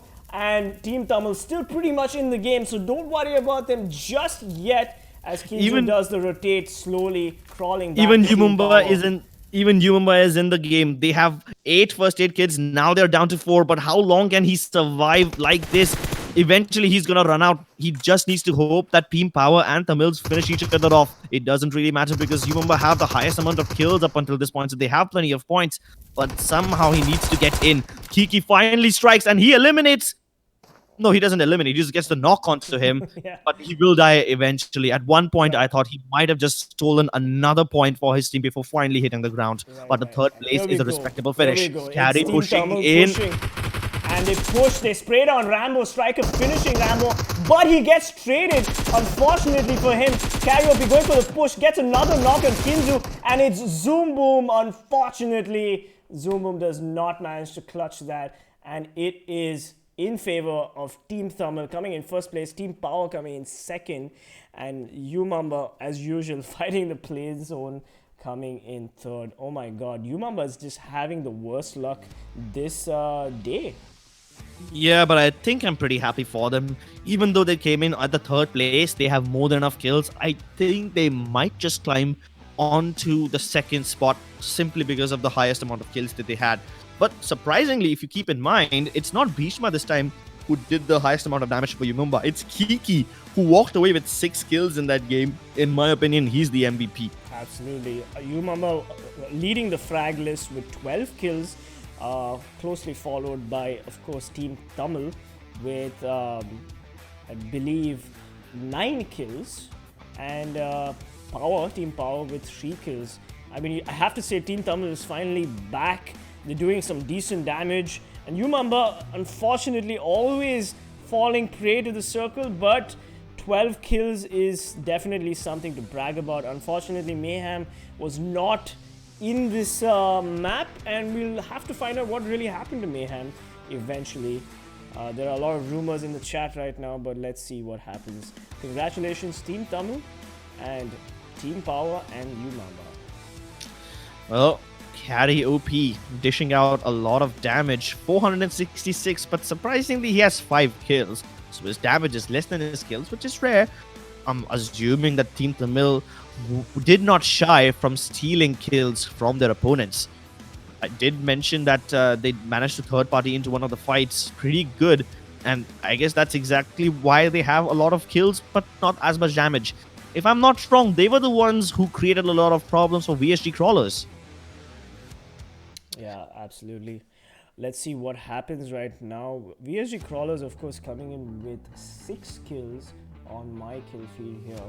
They did perform pretty well. Top 5 players for the match would be, of course, Kiki OP with the card eliminations, 820 damage, 6 kills. Ravens, Carry OP, Team Thamil, and Team Thamil Striker coming in second and third, 5 kills and 3 kills each. And of course, VSG Crawlers, Evo getting 3k, getting a 3k for his team, getting half the kills that his team managed. And Akshay from Revenge Esports, we didn't unfortunately get to see a lot of the action because it was so fast. But Akshay, here we go with 3 kills as well. Yep, I did mention that at the start of the game, VSG Crawlers are either going to go all the way with the chicken dinner or get eliminated quite early. And when the fights began, they were one of the teams who were engaging in way too many fights, and they did bite the dust. So I guess VSG Crawlers were just a bit too high on the momentum that they got from their victory in Miramar. No, in fact, VSG Crawlers did come in 4th place, which is... Yeah. 5th place, which is not too bad. I mean, a top 5 situation bad, is definitely good. I'm sure, of course, they would have wanted a top 3 placement, but I think VSG Crawlers performed adequately well this game. And then we've got the standings on the screen right now. Take it away, Crips. I mean, even though they did come in at the 4th place, out of the last 7 remaining teams in the final circle, I think VSG Crawlers could have gone for something better. Either way, Team Tamilas with the chicken dinner and 9 points are finally mounting a comeback. Umamba, who desperately needed these points, performed well on Vikendi day before yesterday and today as well, and hence they should be out of danger. Full power VSG Crawlers, as always, good performance. Surprisingly, Full Power did get a lot of placement points in this one, all thanks to the brilliant rotations. Team Insane, on the other hand, they were not able to do much. And SuperGirls, 5th place. So if you notice something, SuperGirls are starting to get a lot of placement points even though they can't get the chicken dinners. It seems like they realize that their strength is safe rotations and they're capitalizing upon it. Elements, Revenge Esports, and Genocide, though, they didn't have the best of time. Ecstasy and Megastars, they had a disappointing performance in Miramar as well and over here, so they're going to be feeling a bit bad about that. Alright, yeah. I mean, Megastars not having the greatest luck there, but hey, they could always make it back. This was this is group stages after all, and they seem to be in a good position. No kills, yeah, but hey, they can always make it back. We don't want to be very cruel as casters, because we do respect all teams and all players, and we do believe that these are the best players that India has to offer. And you know, we're in a way rooting for all of you. So hey, don't worry about it. And if you are enjoying the stream, don't forget to hit that like button and subscribe. I am Venom from PC Peasants Gaming, and I have Crips joining me from Mumbai. Yo. Yep, this is the beauty of PUBG Mobile. We have Krat and Keaton on our screen, who are sitting in the Nordwind Gaming Studios in Delhi right next to each other. And while that's happening, we have two people from different towns in Mumbai and Chennai respectively also casting the same tournament. Let's take a look at the overall standings. Mayhem continue to rule on top, and they have a nice 30-something point difference between them and the second place. They have built themselves a good enough buffer so that even though they don't play tomorrow, they should be in a pretty safe spot. Erangel, Fnatic, as always, in the top 3. Surprisingly, VSG Crawlers is starting to mount a comeback, this time on the 5th place, and Icky Mafia also in the top 8. Yeah, absolutely. And we've got Godlike again, top 10 situation. Also, Team CELTZ, good for them. Team Insane, a lot of people are obviously big fans. 31 kills, the team knows how to get decent amount of kills. Even Revenge Esports, JSL, Umamba unfortunately just had the most terrible bunch of games today. But still 30 kills. Hopefully we'll expect better gameplay from them. Team Initiative also well played. Yeah, and then we've got this bunch who really need to step their game up. Not sure what's been happening with these teams, but Rip Squad, disappointing gameplay from them today. Maybe they just needed to warm up better, or I don't know, they're just not having the greatest day. -40 and AIMGAMING, these two teams are also super strong, and at one point AIMGAMING was on top 3. Now they're in the bottom 20, a bit of a concern. Megastars, they keep slipping downwards, and now they're in the bracket which is most likely to get eliminated. SuperGirls, they're starting to put up quite a lot of points on the board. I'm assuming that by the time this tournament ends, even if they can't qualify, at least they will get out of the absolute bottom spot. ORB Elites, Lifecraft, and 7Cs, though, they are teams who boast of a lot of skilled players, but surprisingly, those skilled players are not able to convert that into a lot of points. Let's see what the future holds for them. But I have to point out, Mumbai was in this page. They were in the teams between 25th and 32nd spot. Now, they're in the top 15. A massive jump, all thanks to their performance in Vikendi. And they always perform well in Vikendi, so I guess they at least know which maps they are strong on, which is something a lot of teams lack. Self-awareness is a very strong virtue in a game like PUBG Mobile.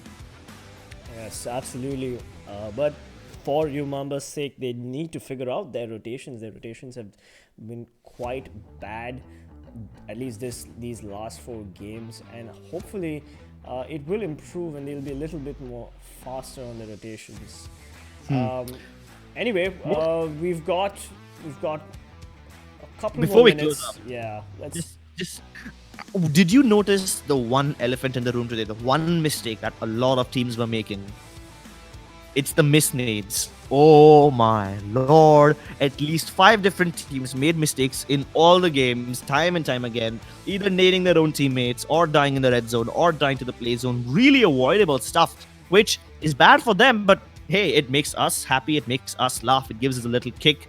So I guess it's entertainment after all, which is kind of cruel because we're laughing at their expense. Kind of makes us look like bad guys. But this is a video game and mistakes happen. Yeah. Let's see if the teams manage to fix them. Yeah, and don't nade each other. Like we do try to keep it as unbiased as possible here on the English desk, because that's how we roll. But let's go into the highlights anyway. Yep. We will see you tomorrow on the next day. For now, we have these juicy frags up for you to see.